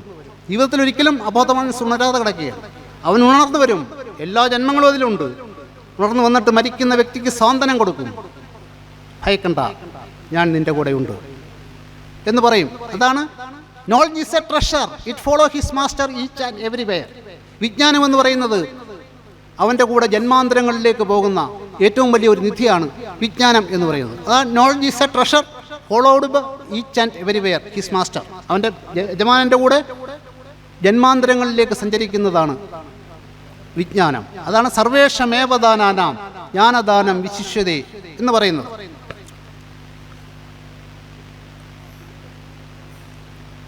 വെർജിൽ എന്ന് വെച്ചാൽ ഇറ്റാലിയൻ മഹാകവി, പോയറ്റ് ഓഫ് ഇറ്റാലിയ. ഇറ്റാലിയൻ മഹാകവിയായ വെർജിൽ എനേഡ് എഴുതിയിരിക്കുന്നു ലത്തീൻ ഭാഷയിൽ, ലാറ്റിൻ ലാംഗ്വേജ്. ലത്തീൻ ഭാഷയിലാണ് എനേഡ് എഴുതിയിരിക്കുന്നത്. ഡിവൈൻ കോമഡിയിൽ ഡാൻറ്റെ പറയുന്നുണ്ട് വെർജിൽ ചൂണ്ടിക്കാട്ടിയ നരകങ്ങളെക്കുറിച്ച്. രാമായണം എന്ന പേരിൽ ലോകത്തെ, ഈ രാമായണം എന്ന് വെച്ചാൽ വിജ്ഞാനം തേടിപ്പോകാനാണ് പറയുന്നത്. ആ വിജ്ഞാനം, ലോകത്തിലുള്ള സകല വിജ്ഞാനങ്ങളെയാണ് നമ്മൾ തേടുന്നത്. വെർജിൽ എനേഡ് എഴുതിയിരിക്കുന്നു ലത്തീൻ ഭാഷയിൽ, പോയറ്റ് ഓഫ് ഇറ്റാലിയ. ഡാൻറ്റെയുടെ ഗുരുവാണ് വെർജിൽ. ഡാൻറ്റെ ഡിവൈൻ കോമഡിയിൽ പറയുന്നുണ്ട് തൻ്റെ ഗുരു ചൂണ്ടിക്കാട്ടിയ നരകങ്ങളെക്കുറിച്ച്. അപ്പം ഈ നരകത്തിൽ 9 കിണറുകളുണ്ടെന്നാണ്. അതിൽ 9ാമത്തെ കിണറിലാണ് ഏറ്റവും വലിയ ശിക്ഷാവിധി. ഏറ്റവും വലിയ കൊടും കുറ്റവാളികൾക്കുള്ള ശിക്ഷാവിധി 9ാമത്തെ കിണറ്റിലാണ്. ആ 9ാമത്തെ കിണറ്റിൽ ബ്രൂട്ടസിനെയും കാഷ്യസിനെയും കാസ്കായെയും കണ്ടുവന്ന ഏറ്റവും വലിയ ശിക്ഷാവിധിയിലാണ് അവരെ കണ്ടിരിക്കുന്നത്. അവർ ചെയ്ത ഈ ബ്രൂട്ടസും കാഷ്യസും കാസ്കായും ആരാണ്? ജൂലിയസ് സീസറെ ഒറ്റുകൊടുത്തവരാണ്. ജൂലിയസ് സീസറെ വിശ്വാസവഞ്ചന ചെയ്തവരാണ്. വിശ്വാസവഞ്ചനയാണ് ലോകത്തിലെ ഏറ്റവും വലിയ ക്രൈം എന്നാണ് വെർജിൽ ചൂണ്ടിക്കാട്ടുന്നത്. ലോകത്തിലെ ഏറ്റവും വലിയ ക്രൈം ഏതാ? വിശ്വാസവഞ്ചന. അവനാണ് 9ാമത്തെ നരകം എന്നാണ് ഇറ്റാലിയൻ മഹാകവിയായ വെർജിൽ പറയുന്നത്. സീസർ എന്ന് പറഞ്ഞാൽ ഐ കോൺഗേറ്റ്, അതാണ് ജൂലിയസ് സീസർ. ഞാൻ വന്നു, ഞാൻ കണ്ടു, ഞാൻ കീഴടക്കി. ഇതാ Julius Caesar. Ashoka conquered and then Caesar came to and conquered എന്ന്. അശോകൻ ആക്രമിച്ചു കഴിഞ്ഞാണ് കണ്ടത് എന്ത്? അശോകൻ ആക്രമിച്ചു കഴിഞ്ഞാണ് കണ്ടത് ജനങ്ങളുടെ ദുരിതങ്ങൾ. ജനങ്ങളുടെ ദുരിതങ്ങൾ കണ്ടപ്പോൾ അശോകൻ യുദ്ധം അവസാനിച്ചു. കലിംഗാവാർ ഒറ്റ യുദ്ധം ചെയ്തിട്ടുള്ളൂ. കലിംഗാവാർ യുദ്ധം അപ്പോഴേ അവസാനിപ്പിച്ചു കളഞ്ഞു. ബുദ്ധമതം സ്വീകരിച്ചു. സീസർ അങ്ങനെയല്ല. ജൂലിയസ് സീസർ നിങ്ങളൊക്കെ കേട്ടില്ലേ? Oh Brute you too. അടുത്ത കാലത്ത് ഒരു സിനിമ വരെ ഉണ്ടായിട്ടുണ്ട്. Oh Brutus you too. Oh Brutus you too എന്ന് പറഞ്ഞാൽ ലോകം മൊത്തം അറിയപ്പെടുന്നതിൻ്റെ അർത്ഥം ഇങ്ങനെയാണ്. അല്ലയോ ബ്രൂട്ടസ്, നീ എന്നെ കുത്തിയോ? നീ എന്നെ കുത്തിയപ്പോഴാണ് എനിക്ക് വേദനിച്ചത്, മറ്റാരും കുത്തിയപ്പോൾ എനിക്ക് വേദനിച്ചില്ല എന്നാണിത് പരക്കെ അറിയപ്പെടുന്നത്. ലോകം മൊത്തം അറിയുന്ന ഇങ്ങനെയാണ് അതിൻ്റെ അർത്ഥം. പക്ഷേ ഒരു കാര്യം നിങ്ങൾ മനസ്സിലാക്കുക, റോമാ ചക്രവർത്തിമാർക്ക് എന്തില്ല? സെൻറ്റിമെൻ്റൽ ഇല്ല. അവരൊരിക്കലും വികാരനിർഭരമായി സംസാരിക്കുകയില്ല. അതാണ് മനസ്സിലാക്കേണ്ടത്. ഈ സിനിമ എന്താണെന്ന് ഞാൻ കണ്ടില്ല. അപ്പം യഥാർത്ഥത്തിൽ സീസർ പറയുന്നത് എന്താണ്? ബ്രൂട്ടസും കാഷ്യസും കാസ്ക ഇദ്ദേഹത്തിൻ്റെ ഉറ്റ ചങ്ങാതിമാരാണ്, ഏറ്റവും വലിയ സുഹൃത്തുക്കളാണ്. ഇവർ ഒറ്റുകൊടുത്ത് അദ്ദേഹത്തെ. പാർലമെൻറ്റിലെ എല്ലാ അംഗങ്ങളും ജൂലിയസ് സീസറെ കുത്തി. അദ്ദേഹം അന്നേരം ഒന്നും മിണ്ടിയില്ല. അദ്ദേഹത്തിൻ്റെ ഏറ്റവും അടുത്ത സുഹൃത്തായ ബ്രൂട്ടസ് കുത്തിയപ്പോൾ ഓ ബ്രൂട്ട് യു ടു എന്ന് പറഞ്ഞു. എടാ ബ്രൂട്ടസ്, നീ എൻ്റെ കുത്തിയപ്പോൾ, അതാണ് ഒരു വേർഡ് അന്നേരം മാത്രമാണ് അദ്ദേഹം ഉച്ചരിച്ചത്. ബ്രൂട്ടസ് കുത്തിയപ്പോൾ മാത്രമാണ് ജൂലിയസ് സീസർ ഒരു വാക്ക് ഉച്ചരിച്ചത്. അതാണ് ഓ ബ്രൂട്ടസ് യു ടു. അല്ലയോ ബ്രൂട്ടസേ, നീ എന്നെ കുത്തിയോ? നീ കുത്തിയപ്പോഴാണ് എനിക്ക് വേദനിച്ചത്, കാരണം നീ എൻ്റെ ആത്മപവിത്രമായിരുന്നു എന്നാണ് ലോകം മൊത്തം ഇത് അറിയപ്പെടുന്നത്. അതാണ് നിങ്ങളോട് ഞാനത് പറയുന്നത്. റോമാ ചക്രവർത്തിമാർക്ക് എന്തില്ല? സെന്റിമെന്റലില്ല. അവര് തോറ്റ രാജ്യത്തെ രാജാവിനെ തുണിയില്ലാതെ പിടിക്കും, ജീവനോടെ പിടിക്കും. ജീവനോടെ പിടിച്ചിട്ട് തലക്കൽ സീസർ, ഏറ്റവും തലക്കലായിട്ട്, രഥത്തിൻ്റെ തലക്കലായിട്ട് സീസർ സകലാഭരണങ്ങളും അണിഞ്ഞ് വാളും പിടിച്ചിട്ട് നീക്കും. എന്നിട്ട് തോറ്റ രാജ്യത്തെ രാജാവിനെ തുണി അഴിച്ചു കളഞ്ഞ് കയറിൽ കെട്ടി തൻ്റെ രഥത്തിന് പുറകെ വലിച്ചു കൊണ്ടുവരും. ഇതാണ് ജൂലിയസ് സീസർ. ജൂലിയസ് സീസറിന് സെന്റിമെന്റലില്ല. ജൂലിയസ് സീസർ അപ്പോൾ പറഞ്ഞെന്താണെന്നറിയാവോ? Oh Brute you too. എടാ മൃഗമേ, ബ്രൂട്ട് എന്ന് വെച്ചാൽ ബ്രൂട്ടിലിറ്റി. എടാ മൃഗമേ, നീ എന്നെ കുത്തിയോ എന്നാണ് സീസർ ചോദിച്ചത്. അതാണ് റോമാ ചക്രവർത്തിമാർക്ക് സെന്റിമെന്റൽ ഇല്ല. അതാണ് അദ്ദേഹം ഇതിൽ പറയുന്നത്. അപ്പോൾ അതുപോലെ ലോകത്തെ മൊത്തം പിടിച്ചു കുലുക്കിയ കുറച്ച് കാര്യങ്ങളോട് പറഞ്ഞിട്ട് നമുക്കിത് അവസാനിപ്പിക്കാം. ലോകത്തെ മൊത്തം പിടിച്ചു കുലുക്കിയതാണ് ദി വേസ്റ്റ് ലാൻഡ് എന്ന് പറഞ്ഞു കഴിഞ്ഞാൽ തരിശു ഭൂമി. ഫസ്റ്റ് വേൾഡ് വാർ കഴിഞ്ഞ സമയമാണെന്ന് ഓർക്കുക. ഫസ്റ്റ് വേൾഡ് വാർ കഴിഞ്ഞുണ്ടായൊരു കൃതിയാണിത്. വേസ്റ്റ് ലാൻഡ്, തരിശു ഭൂമി. ലോകം മുഴുവൻ ബോംബ് വീണ് നശിച്ചു പോയി. ലോകം മുഴുവൻ ബോംബ് വീണ് തകർന്നു പോയിരിക്കുന്നു. അപ്പോഴുണ്ടായ കൃതിയാണ് evening is like a patient etherised upon a table. Evening is like a patient etherised upon a table. ഈ വരി കേട്ട് യൂറോപ്യന്മാർ മാത്രമല്ല ഞെട്ടിയത്, ലോകം ഞെട്ടിപ്പോയി. Evening is like a patient etherised upon a table. സായം സന്ധ്യ ഒരു രോഗിയെപ്പോലെ മേശപ്പുറത്ത് കിടക്കുന്നു. സന്ധ്യാദേവി ഒരു രോഗിയെപ്പോലെ മേശപ്പുറത്ത് കിടക്കുന്നു. London bridge is falling down. London ബ്രിഡ്ജിൽ എല്ലാവരും മരിച്ചവരെ പോലെ നടക്കുന്നു. ജാരന്മാരെ കാത്തു നിൽക്കുന്ന സമ്പന്ന വനിതകൾ. യൂറോപ്യൻ സംസ്കാരം അമ്പയെ നശിച്ചു പോയിരിക്കുന്നു. European civilisation is utterly defeat. പാശ്ചാത്യ സംസ്കാരം നശിച്ചു പോയിരിക്കുന്നു. നിങ്ങൾ പൗരസ്ത്യരെ സ്വീകരിക്കുക, നിങ്ങൾ ഇന്ത്യക്കാരെ സ്വീകരിക്കുക. പാശ്ചാത്യ ഭൂമിയിൽ കാലുകുത്തിയ ഓരോ ഇന്ത്യക്കാരും ഇത് മനസ്സിലാക്കേണ്ടതാണ്.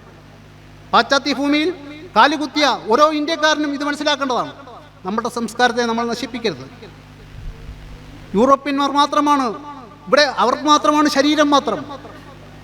അവിടെ അവർക്ക് ക്യാരക്ടർ ആവശ്യമില്ല, സ്വഭാവം ആവശ്യമില്ല. ക്യാരക്ടർ ഈസ് ഡെസ്റ്റിനി എന്നുള്ളത് പോയി. ഒരാൾക്കൊരാളുടെ ശരീരം മതി. ആ രീതിയിലേക്ക് അധപ്പതിച്ചു കഴിഞ്ഞു. ഭാരത സംസ്കാരത്തിൽ സ്ത്രീക്ക് അവാച്യമായ സ്ഥാനമാണുള്ളത്. അവരെ വരും ശരീരമായല്ല കാണുന്നത്, സ്ത്രീയെ പൂജിക്കപ്പെടേണ്ട വസ്തുവായിട്ടാണ് കാണുന്നത്. സ്ത്രീ ഏറ്റവും മഹത്തായ സ്ഥാനമാണ് സ്ത്രീക്കുള്ളത്. ഇന്ദ്രിയശക്തിയിലും മനഃശക്തിയിലും പുരുഷന് തുല്യം നിൽക്കുന്ന കഥാപാത്രങ്ങളാണ് സ്ത്രീകൾ. മണ്ഡോദരി, സീത, ഊർമിള, ദ്രൗപദി, കുന്തി, ഗാന്ധാരി ഇതെല്ലാം അതിന് ദൃഷ്ടാന്തങ്ങളാണ്.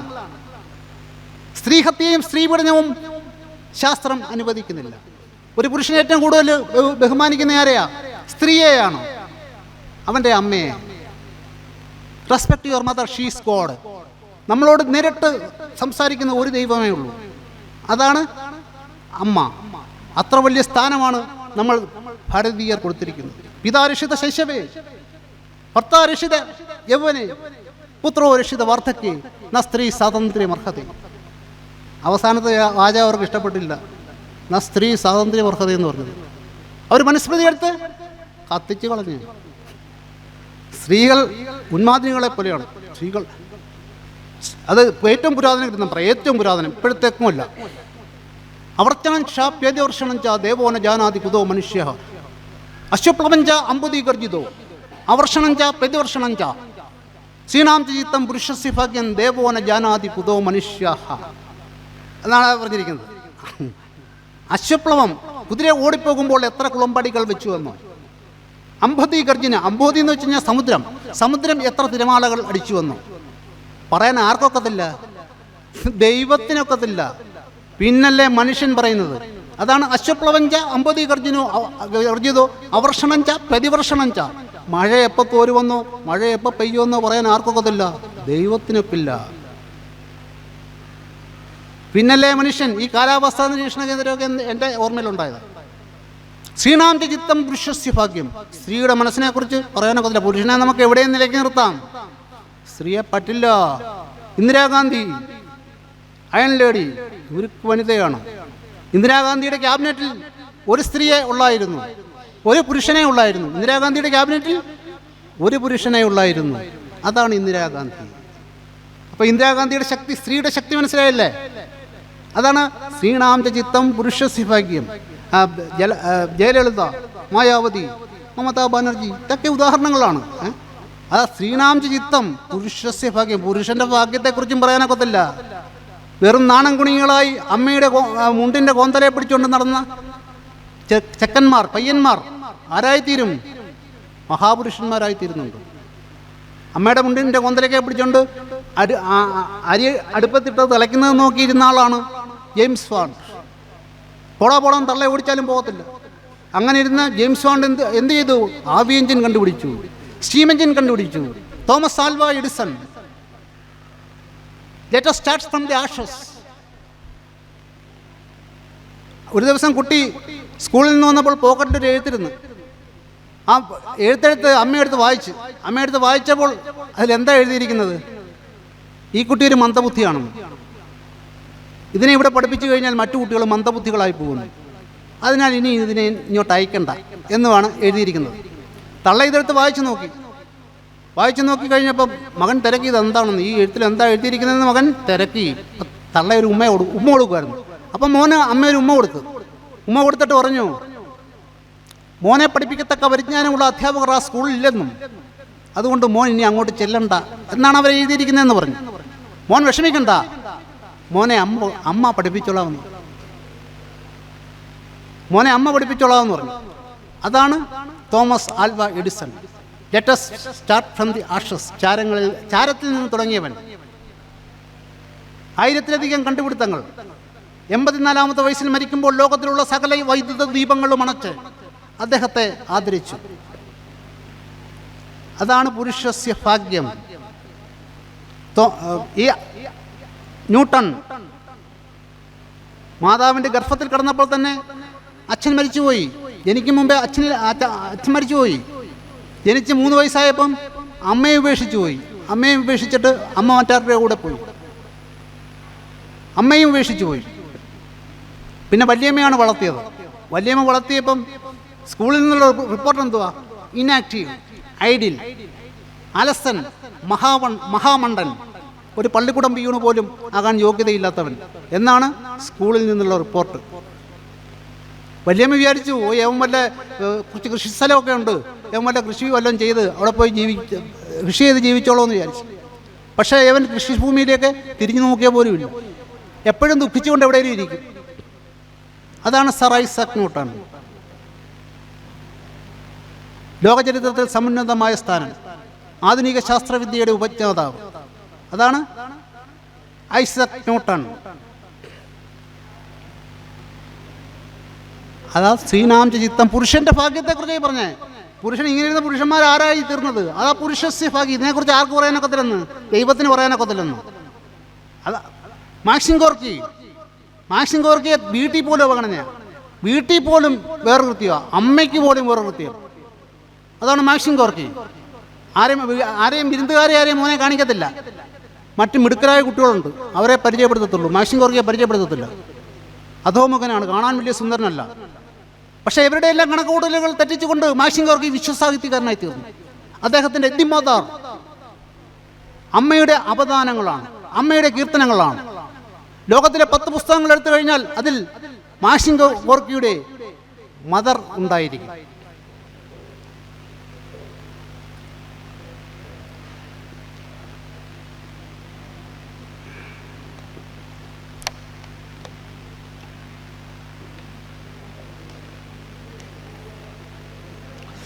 പിന്നെ ആധുനികതയിലും സ്ത്രീകൾക്ക് വലിയ സ്ഥാനമാണ് കൊടുത്തിരിക്കുന്നത്. ഇപ്പോൾ മനു ഉദ്ദേശിച്ചത് അവസാനത്തെ പേജ് അവർക്ക് ഇഷ്ടപ്പെട്ടില്ല. എന്നാൽ സ്ത്രീ സ്വാതന്ത്ര്യം അർഹതി എന്ന് മനു ഉദ്ദേശിച്ചിരിക്കുന്നത് എന്താണത്? അത് വിചാരിച്ചിരുന്ന സ്ത്രീക്ക് സ്വാതന്ത്ര്യമില്ലെന്ന് പറഞ്ഞെന്നാണ് അവർ ധരിച്ചു വെച്ചിരിക്കുന്നത്. മനു ഉദ്ദേശിച്ചത് സ്ത്രീ അരങ്ങത്തെ വിളക്കാണ്, സ്ത്രീ അരങ്ങത്തെ വിളക്കാണ്, കുടുംബ വിളക്ക്. അരങ്ങത്തെ വിളക്ക് അണഞ്ഞു പോയി കഴിഞ്ഞാൽ ജീവിതം ദാക്ഷിണ്യമില്ലാത്ത ഇരുട്ടിലേക്ക് അകപ്പെട്ടു പോകും.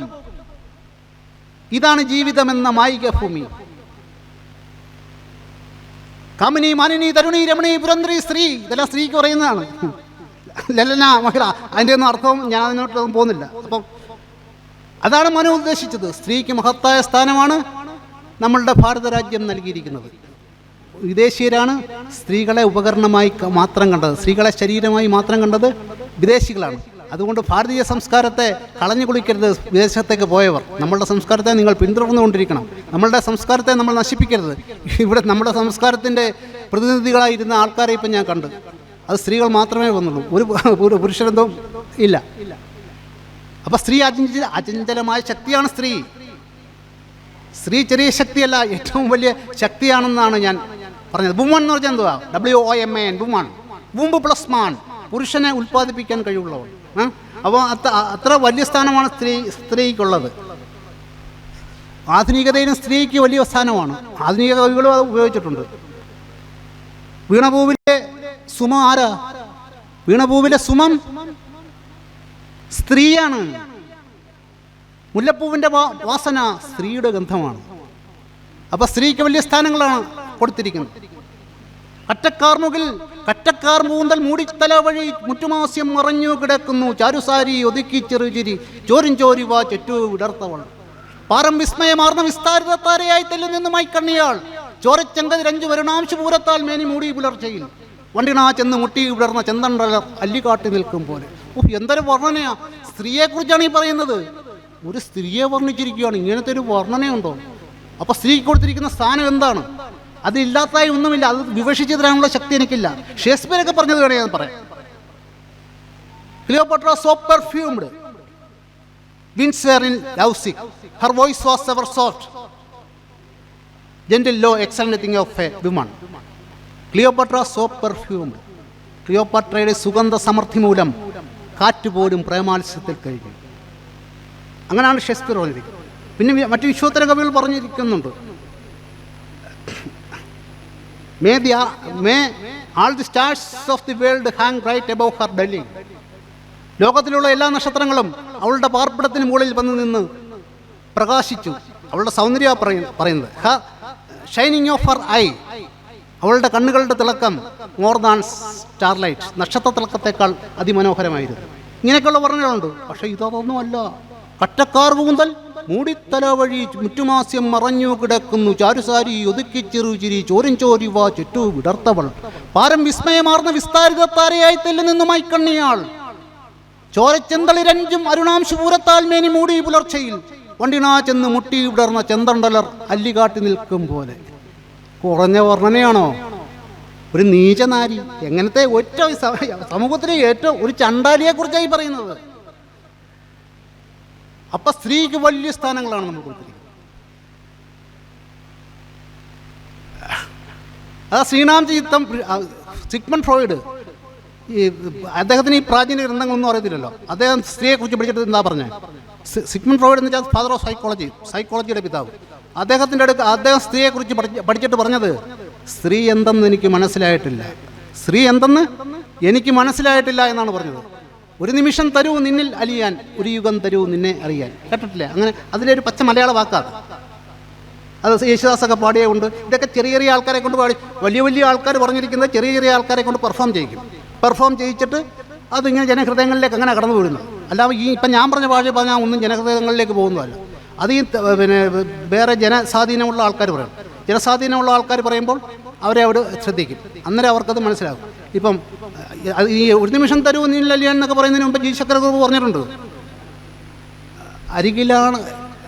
അരികിലാണ് നീ എങ്കിലും അകലെയാണ് അത്ഭുതം. അത് സ്ത്രീയെക്കുറിച്ച് പറഞ്ഞതാ. അരികിലാണ് നീ, പക്ഷേ അകലെയാണ് അത്ഭുതം. ആ ചിന്താമണ്ഡലം ഏറ്റവും അകന്ന് കിടക്കുകയാണ്. ഇപ്പം നമ്മൾ പറഞ്ഞിരിക്കുന്ന വേസ്റ്റ് ലാൻഡിനെ കുറിച്ചാണ് പറഞ്ഞിരുന്നത്. വേസ്റ്റ് ലാൻഡിൽ എന്താ പറയുന്നത്? വാട്ട് അണ്ടർസ്റ്റഡ്, എന്താണ് ഇടിമുഴക്കം പറയുന്നത്? ഇടിമുഴക്കം പറയുന്നത് എന്താണ്? ഇടിവെട്ടുമ്പോൾ നമുക്ക് രണ്ട് ചുവട് സഞ്ചരിക്കാനുള്ള പ്രകാശം കിട്ടും. ഇടിവെട്ടുമ്പോൾ 2 ചുവടേ കിട്ടൂ സഞ്ചരിക്കാൻ, പിന്നെ വീണ്ടും ഇരുട്ടിലാണ്.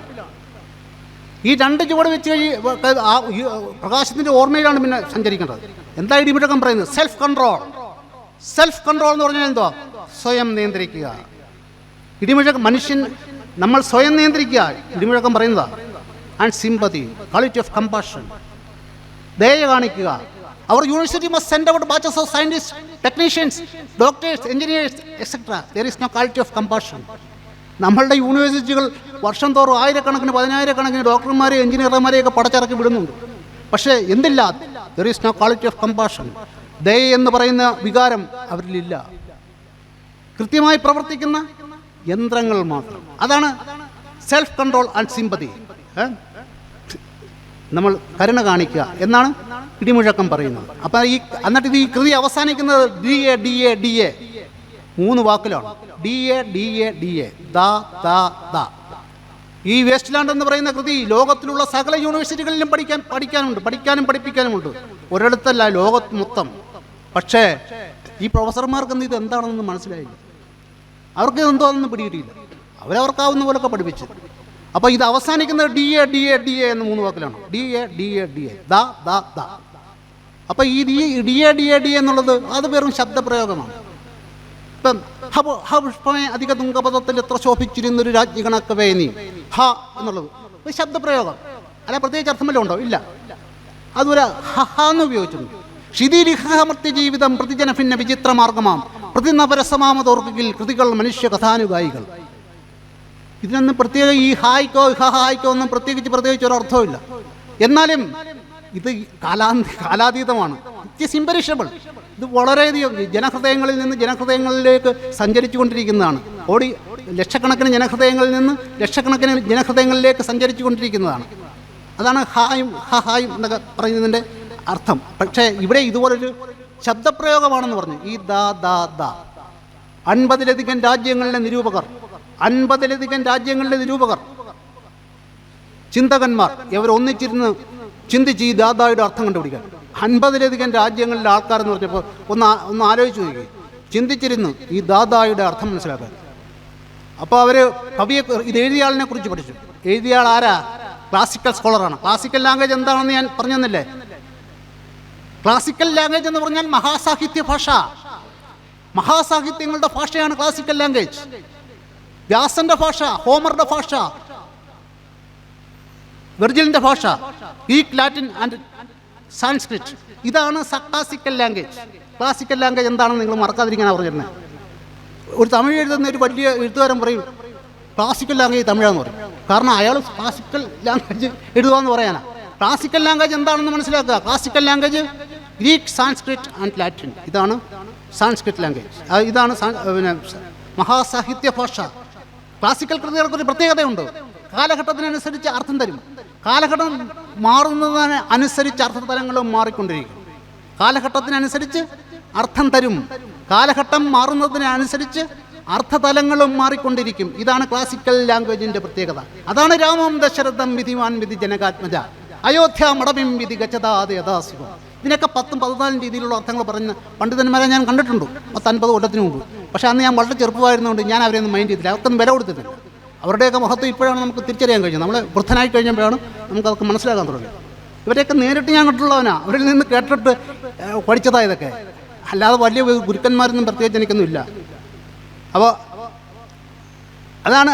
അപ്പോൾ ഈ ദാദാദായുടെ അർത്ഥം നമ്മൾ പറയാൻ പറ്റുന്നത്. ദാദാദായുടെ അർത്ഥം എന്ന് പറയുന്നത് അത് ഇയാളെക്കുറിച്ച് പഠിച്ചപ്പം കവിയെക്കുറിച്ച് പഠിച്ചു, ഇത് എഴുതിയ ആളിനെ കുറിച്ച് പഠിച്ചു. 50-ലധികം രാജ്യങ്ങളിലെ നിരൂപകരാ ഒന്നിച്ചിരുന്ന് പഠിച്ചു കഴിഞ്ഞപ്പോൾ കവി ക്ലാസിക്കൽ സ്കോളറാണ്. ക്ലാസിക്കൽ സ്കോളർ, ഉപനിഷത്തിൻ്റെയൊക്കെ ആരാധകനാണ്. ഇന്ത്യൻ മിഥോളജിയിൽ നിന്നുള്ളതാണ് അത്. ഈ ദാ ഇന്ത്യൻ മിഥോളജിയിൽ നിന്ന് പോയതാണ്. അതിൻ്റെ അർത്ഥം എന്ന് പറഞ്ഞു കഴിഞ്ഞാൽ ഈ കാശ്യപ പ്രജാപതിയുടെ മക്കളാണ് ദേവനും അസുരനും മനുഷ്യനും. ഇവർ മൂന്നും പ്രജാപതിയുടെ മക്കളാണ്. പിതാവെന്നൊരു ഉപരിസ്ഥാനം കൂടി അദ്ദേഹത്തിനുണ്ടായിരുന്നു. അദ്ദേഹം ഇവരുടെ ഗുരുവും കൂടിയായിരുന്നു. ദേവന്റെയും അസുരന്റെയും മനുഷ്യന്റെയും ഗുരു പ്രജാപതിയാണ്. പിതാവാണെങ്കിലും ഗുരുവിന് ഗുരുദക്ഷിണ കൊടുക്കാതൊക്കില്ല. വിദ്യയെല്ലാം പഠിച്ചു കഴിഞ്ഞ് ഇവർ ഗുരുദക്ഷിണയുമായി ചെല്ലും. ഗുരുദക്ഷിണയുമായി ചെല്ലുന്നപ്പോൾ ആദ്യം ചെല്ലുന്നത് ദേവനാണ്. ദേവൻ ചെന്നപ്പോൾ ദാ എന്ന് പറയും. ദാ എന്ന് പറഞ്ഞു കഴിഞ്ഞാൽ പ്രജാപതി ദാ എന്ന് പറയും. അതാ ദാ എന്ന് പറഞ്ഞു കഴിഞ്ഞാൽ ദമ്യത എന്നാണ് അർത്ഥം. ദമ്യത, നീ സ്വയം നിയന്ത്രിക്കുക, സെൽഫ് കൺട്രോൾ, അതാണ് ആ ദായുടെ അർത്ഥം. രണ്ടാമത് ചെല്ലുന്ന ആരാ? രണ്ടാമത് ചെന്നത് അസുരനാണ്. അസുരൻ ചെന്നപ്പോഴും ദാ എന്ന് പറഞ്ഞു.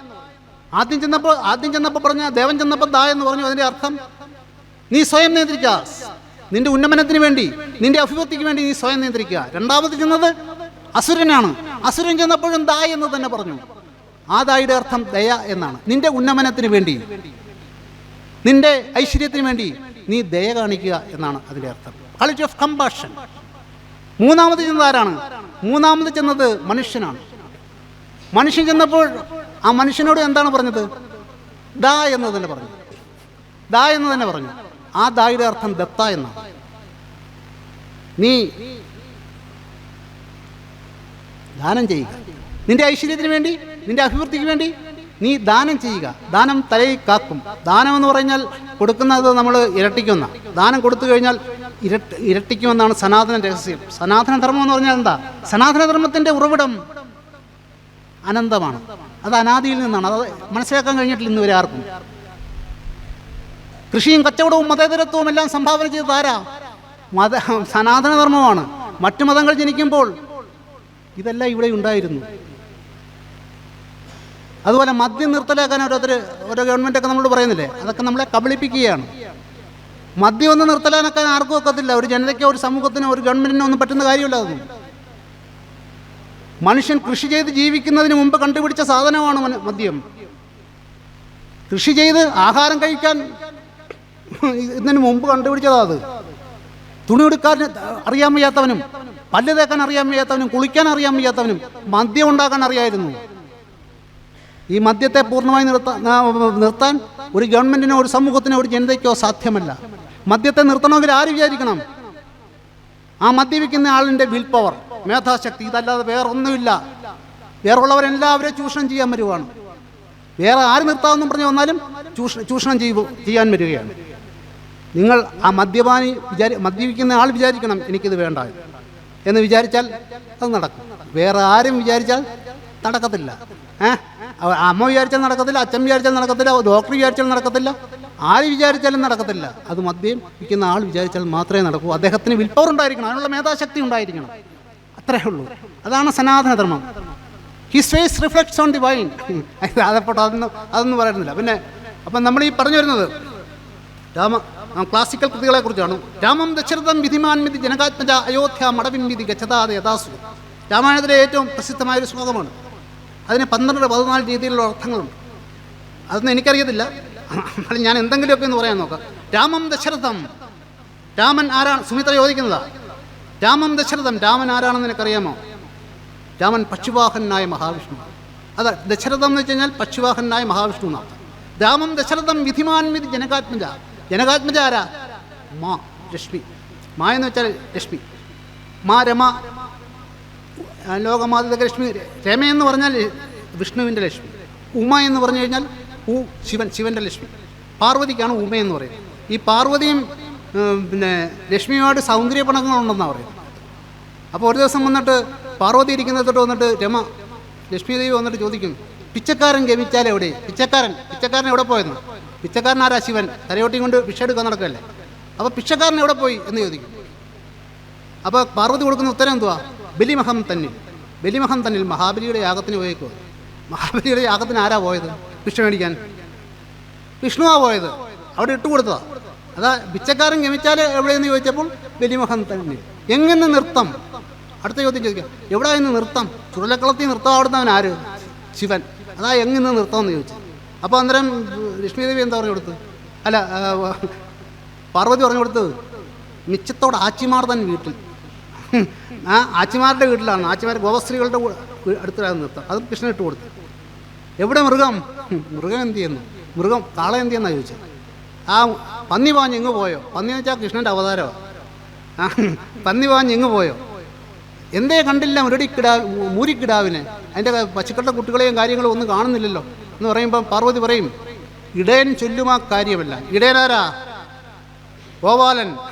അങ്ങനെ പാർവതിയും രമയും തമ്മിൽ പരസ്പരം അങ്ങോട്ടും ഇങ്ങോട്ടും സൗന്ദര്യപ്പിണക്കങ്ങൾ ഉണ്ടെന്നൊക്കെ ഓരോരുത്തരൊക്കെ പറഞ്ഞു കേട്ടിട്ടുണ്ട്. പഴയ പണ്ഡിതന്മാർ ഇങ്ങനെയൊക്കെ പറയുന്നത് കേട്ടിട്ടുണ്ട്. അപ്പം ഈ രമയെന്ന് പറയുന്നത് മായാണ്. രമയെന്ന് പറയുന്നത് മായെന്ന് പറയുന്നത് ലക്ഷ്മി ദേവിയാണ്. രാമം ദശരഥം വിധിമാൻ വിധി ജനകാത്മജ അയോധ്യ മടവിം വിധി. എവിടെ നിന്ന് പോയി കഴിഞ്ഞാൽ ഈ അയോധ്യ എന്തായി തീർന്നു? കാടായി കഴിഞ്ഞു. ഗച്ഛതാത യഥാസുഖം. രാമനും സീതയും ഇവിടുന്ന് പോയി കഴിഞ്ഞാൽ ഈ അയോധ്യ കാടായി കഴിഞ്ഞു. പിന്നെ വേറെ രീതി പറയുന്നത് വെച്ചാൽ രാമം ദശരഥം. രാമൻ നിൻ്റെ അച്ഛനായ രാമനെ ദശരഥനെ പോലെ കാണണം. ദശരഥനാരാ? രാമൻ്റെ അച്ഛൻ. നിൻ്റെ അച്ഛനായി പോലെ കാണണം. അച്ഛനായിട്ട് കാണണം രാമൻ. വിധിമാൻ വിധി ജനകാത്മജ. ജനകാത്മജ സീതയെ നീ ഞാനായി കാണും. ഞാൻ എന്ന് വെച്ചാൽ അമ്മ സുമിത്രയായി കാണും. അയോധ്യ മടവിം വിധി. അയോധ്യയെ നീ കാടായി കാണും. ഗച്ഛതാതെ യഥാസുഖം. നീ അവരുടെ കൂടെ പോയാലും എന്നിങ്ങനെയൊക്കെയുള്ള അർത്ഥങ്ങൾ എൻ്റെ ഓർമ്മയിൽ നിൽക്കുന്നത് പറഞ്ഞതാണ്. ഇങ്ങനെയൊന്നും അല്ല, വലിയ പണ്ഡിതന്മാർക്ക് പല പല രീതികളിൽ അറിയാം. അപ്പോൾ ഇങ്ങനെയൊക്കെയുള്ള രീതിയിലുണ്ട്. അതാണ് ക്ലാസിക്കൽ ലാംഗ്വേജിലെ ഭാഷകളും കാര്യങ്ങളും ഒക്കെ. അപ്പോൾ നമ്മുടെ ഈ പ്രഭാഷണം നിങ്ങൾ സ്ത്രീകൾ മാത്രമേ ഉള്ളൂ കേൾക്കാൻ എന്ന് അത് വലിയ സന്തോഷമുണ്ട്.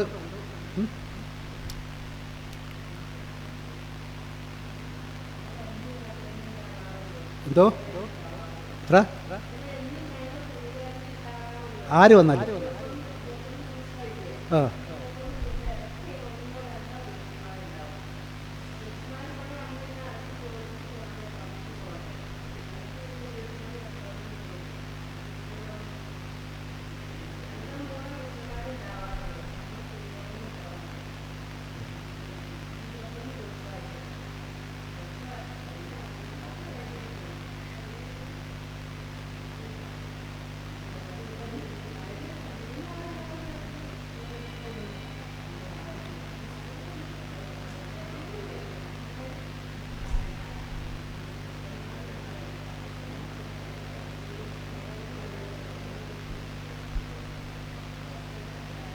പിന്നെ നമ്മൾക്ക് പറയാനുള്ളത് ഈ പറയുന്നതിനേക്കാൾ ഉപരിയുള്ള കാര്യമാണ് ഇനി പറയാനുള്ളത്. ഈ പറഞ്ഞതൊന്നും നിങ്ങൾ കാര്യമായി എടുക്കുക വേണ്ട.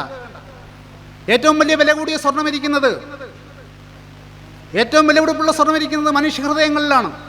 മനുഷ്യഹൃദയങ്ങൾ തമ്മിലുള്ള പരസ്പര സ്നേഹമാണ് ഏറ്റവും വിലപിടിപ്പുള്ള സ്വർണം. അതിനേക്കാൾ വലിയ ഒരു സ്വർണവുമില്ല. എൻ്റെ ഓർമ്മയിലൊക്കെ ചില ഈ തിരുവിതാംകൂർ ഭാഗത്തൊക്കെ ഒരുപാട് കാലങ്ങൾക്ക് പട്ടിക്ക് മാലയിടും. പട്ടിയെ മാല അണിയിക്കും. പട്ടിയെ മാല അണിയിച്ചിട്ട് പട്ടിയെ സ്വർണ്ണങ്ങളൊക്കെ ധരിപ്പിച്ചിട്ട് ആ പട്ടിയെ അവിടെ സൂക്ഷിച്ചിരിക്കുക, ബന്ധവസായിട്ട് ഇരിക്കുക. വീട്ടിലുള്ളവരാരും സ്വർണ്ണം ഇടത്തില്ല. എൻ്റെ വീട്ടിലതോടെ അയാളുടെ വീട്ടിലാരും സ്വർണ്ണം ഇട്ടുകൊണ്ട് ഇല്ലത്തില്ല. കാരണം എന്താ? അവരുടെ വീട്ടിലെ പട്ടി ധരിക്കുന്നതാണ് ഈ സ്വർണം. ഈ പട്ടി ധരിക്കുന്നത്. അപ്പോൾ അവരുടെ വീട്ടിലെ പട്ടിയെ പോലെ ചെല്ലുന്നവരായി പോകും. അപ്പം ഏറ്റവും കൂടിയ വില കൂടിയ സ്വർണ്ണം ഇരിക്കുന്നത് മനുഷ്യ ഹൃദയങ്ങളിലാണ്. അത് മറക്കണ്ട. സ്നേഹമാണ് ഏറ്റവും വലിയ പ്രവാഹം. സ്നേഹത്തെക്കാൾ വലുതൊന്നുമില്ല. അപ്പോൾ സ്നേഹമാണ് ഏറ്റവും വലുത്. സ്നേഹം, സഹിഷ്ണുത, സഹാനുഭൂതി, സാഹോദര്യം, സേവനം, സമത്വം, സ്വാതന്ത്ര്യം എന്നീ മൗലിക ഭാവങ്ങളുടെ സങ്കീർത്തനങ്ങൾക്കല്ലാതെ ജീവിതത്തിൻ്റെ ഇരുൾവീണ മുടകളിൽ മറ്റൊന്നും കണ്ടെത്താൻ കഴിയുകയില്ല. എല്ലാവരും സ്നേഹത്തിൻ്റെ പ്രകീർത്താക്കളാണ്. സ്നേഹമാണ് അഖിലസാരമൊഴിയിൽ സ്നേഹസാരം സത്യമേകമാ. സ്നേഹമാണ് ഏറ്റവും വലിയ നിധി.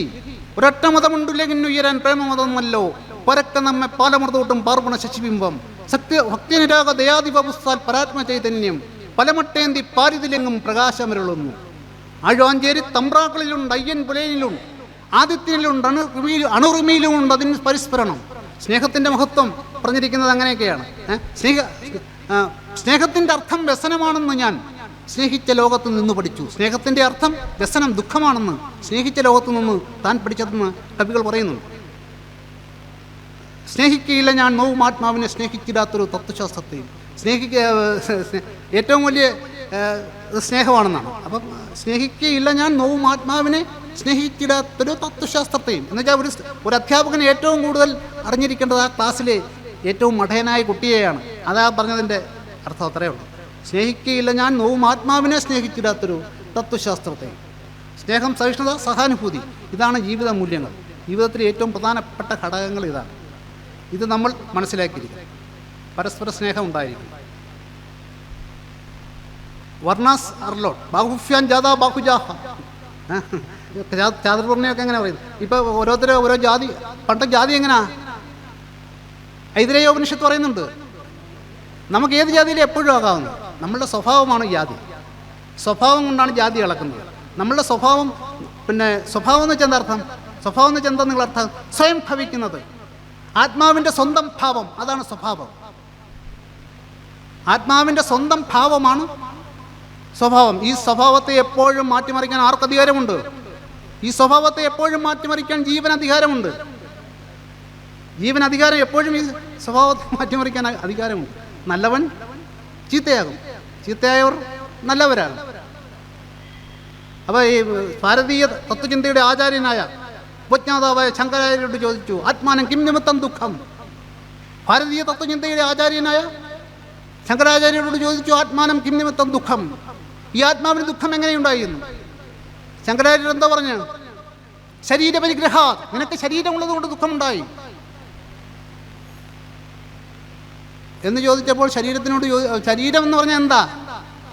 ശരീരം എന്ന് പറഞ്ഞാൽ ലോകത്തിലുള്ള സകല മാലിന്യങ്ങളുടെയും ഗ്രഹമാണ് ഈ ശരീരം. ഈ ലോകത്തിൽ എന്തെല്ലാം അഴുക്കുകളുണ്ടോ അതെല്ലാം ഈ ശരീരത്തിലുണ്ട്. ഈ ശരീരത്തിൽ ഇരുന്നുകൊണ്ട് ആർക്കും സന്തോഷിക്കാനൊക്കത്തില്ല. ഈ ശരീരത്തിൽ ഇരുന്നുകൊണ്ട് സന്തോഷിക്കാൻ ഈ ലോകത്തൊരുത്തനും കഴിയുകയില്ല. പിന്നെ ശരീരം ഈ ലോകത്തെ ഏറ്റവും വലിയ കലവറയാണ്. ഏറ്റവും വലിയ ക്യാമറ മനുഷ്യൻ്റെ കണ്ണുകളാണ്. ഏറ്റവും വലിയ തലച്ചോറ്, ഏറ്റവും വലിയ കമ്പ്യൂട്ടർ മനുഷ്യൻ്റെ തലച്ചോറാണ്. ഈ ലോകത്തിൽ ഇന്നേ വരെ കണ്ടുപിടിക്കപ്പെട്ട ഏറ്റവും വലിയ സൂപ്പർ കമ്പ്യൂട്ടറിന് പോലും മനുഷ്യ മസ്തിഷ്കത്തിൻ്റെ 1,00,000 ശക്തിയില്ല. അതാണ് ശരീരം. ശരീരം കുഞ്ഞു സാധനമാണോ? ശരീരത്തിൽ, ഈ പ്രപഞ്ചത്തിലുള്ള എല്ലാം ശരീരത്തിലുണ്ട്. കടലും കായലും സൂര്യനും ചന്ദ്രനും എല്ലാം ഈ ശരീരത്തിലുണ്ട്. അപ്പോൾ ശരീരമുള്ളതുകൊണ്ടാണ് ദുഃഖം അനുഭവിക്കുന്നത്. അപ്പം ശരീരം കേനാഭവതി, ഈ ശരീരം എങ്ങനെ ഉണ്ടായിന്ന് ചോദിച്ചു. ശരീരം എങ്ങനെ ഉണ്ടായി ശങ്കരാചാര്യർ ചോദിച്ചപ്പോൾ ശങ്കരാചാര്യർ എന്ത് പറഞ്ഞു? കർമ്മണാം, നിന്റെ കർമ്മങ്ങൾ കൊണ്ട്, നിന്റെ പ്രവൃത്തി കൊണ്ടാണ് നീ ഈ ശരീരം ഉണ്ടായത്. കർമ്മം കേനാഭവതി. ഈ കർമ്മം എങ്ങനെ ഉണ്ടായി എന്ന് ചോദിച്ചു. കർമ്മം കേനാഭവതി എന്ന് ചോദിച്ചപ്പോൾ പറഞ്ഞു, അവിവേകാത്, നിന്റെ അവിവേകം കൊണ്ടാണ് ഈ കർമ്മം ഉണ്ടായത്. നിന്റെ അവിവേകം കൊണ്ടാണ് കർമ്മം ഉണ്ടായത്. അവിവേകം കേനാഭവതി. ഈ അവിവേകം എങ്ങനെയുണ്ടായി എന്ന് ചോദിച്ചു. അവിവേകം എങ്ങനെയുണ്ടായി എന്ന് ചോദിച്ചപ്പോൾ ശങ്കരാചാര്യർ പറഞ്ഞു, അജ്ഞാനാത്, നിന്റെ അജ്ഞാനം കൊണ്ട്, നിന്റെ അജ്ഞാനം കൊണ്ടാണ് ഉണ്ടായത്. അജ്ഞാനം എന്ന് വെച്ചാൽ ഇഗ്നറൻസ്, അറിവില്ലായ്മ. ഈ അജ്ഞാനം എങ്ങനെയുണ്ട്? അജ്ഞാനം കേനാഭവതി, അജ്ഞാനം എങ്ങനെയുണ്ടായി എന്ന് ചോദിച്ചപ്പോൾ ശങ്കരാചാര്യർ മൗനം പാലിച്ചിട്ട് പറഞ്ഞു, അജ്ഞാനം അനാദി അനിർവചനീയം. അജ്ഞാനം എവിടെ വെച്ച് എങ്ങനെ ജീവനെ ബാധിച്ചു എന്ന് പറയാൻ കഴിയുന്നില്ലോ. അത് അനാദിയും അനിർവചനീയവുമാണെന്ന് പറഞ്ഞു. അത് നിർവഹിക്കാൻ പ്രയാസമുള്ളതാണ്. അതുകൊണ്ട് എങ്ങനെ ഉണ്ടായി എന്ന് പറയാതെ ശങ്കരാചാര്യർ ഇരുട്ടിലൂടെ സഞ്ചരിക്കുവാനുള്ള ഒരു ടോർച്ച് കയ്യിലേക്ക് തന്നു. നമുക്ക് വെളിച്ചം തന്നു. ഈ വെളിച്ചത്തെയാണ് എപ്പോഴും നമ്മൾ അന്വേഷിച്ചുകൊണ്ടിരിക്കുന്നത്. ആ വെളിച്ചത്തെക്കുറിച്ചാണ് നമ്മൾ ഇപ്പോഴും പറഞ്ഞുകൊണ്ടിരിക്കുന്നത്. എല്ലാ ഉപനിഷത്തുക്കളും, എല്ലാ കാവ്യങ്ങളും, എല്ലാ സാഹിത്യകൃതികളും എല്ലാം പറയുന്നത് ഈ വെളിച്ചത്തെക്കുറിച്ചാണ്. പക്ഷേ ഈ വെളിച്ചമാരും ഗെയ്തെ മരിക്കാൻ നേരം എന്താ പറഞ്ഞത്? ഗെയ്തെ എന്ന് പറഞ്ഞു കഴിഞ്ഞാൽ ജർമ്മൻ നാഷണൽ പോയിട്ടാണ്. ജർമ്മനിയുടെ ദേശീയ കവിയാണ് ഗെയ്തെ. ഗെയ്തെ മരിക്കാൻ നേരം പറഞ്ഞത്, വെളിച്ചം കുറെ കൂടി വെളിച്ചമാണ്, എനിക്ക് ഇത്രയും വെളിച്ചം പോരാ, കുറെ കൂടി വെളിച്ചം കൂടി വേണമെന്നാണ് പറഞ്ഞത്.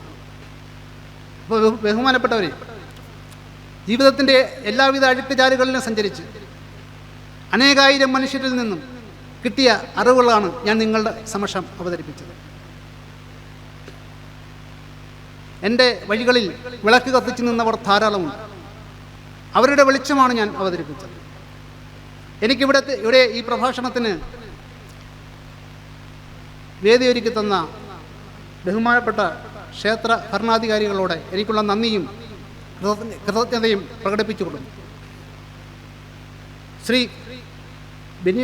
ബിനീഷ്, മുരളീധരൻ എന്നിവരെ പ്രത്യേകം പേരെടുത്ത് ചൊല്ലി വന്ദനം ചൊല്ലുന്നു. ഞാൻ പാടാൻ വന്ന പാട്ട് ഇതുവരെ പാടിയിട്ടില്ല എന്ന് പറഞ്ഞുകൊണ്ട് എൻ്റെ ഈ പ്രഭാഷണം ഇവിടെ അവസാനിപ്പിക്കുന്നു. എല്ലാവർക്കും എൻ്റെ നമസ്കാരം.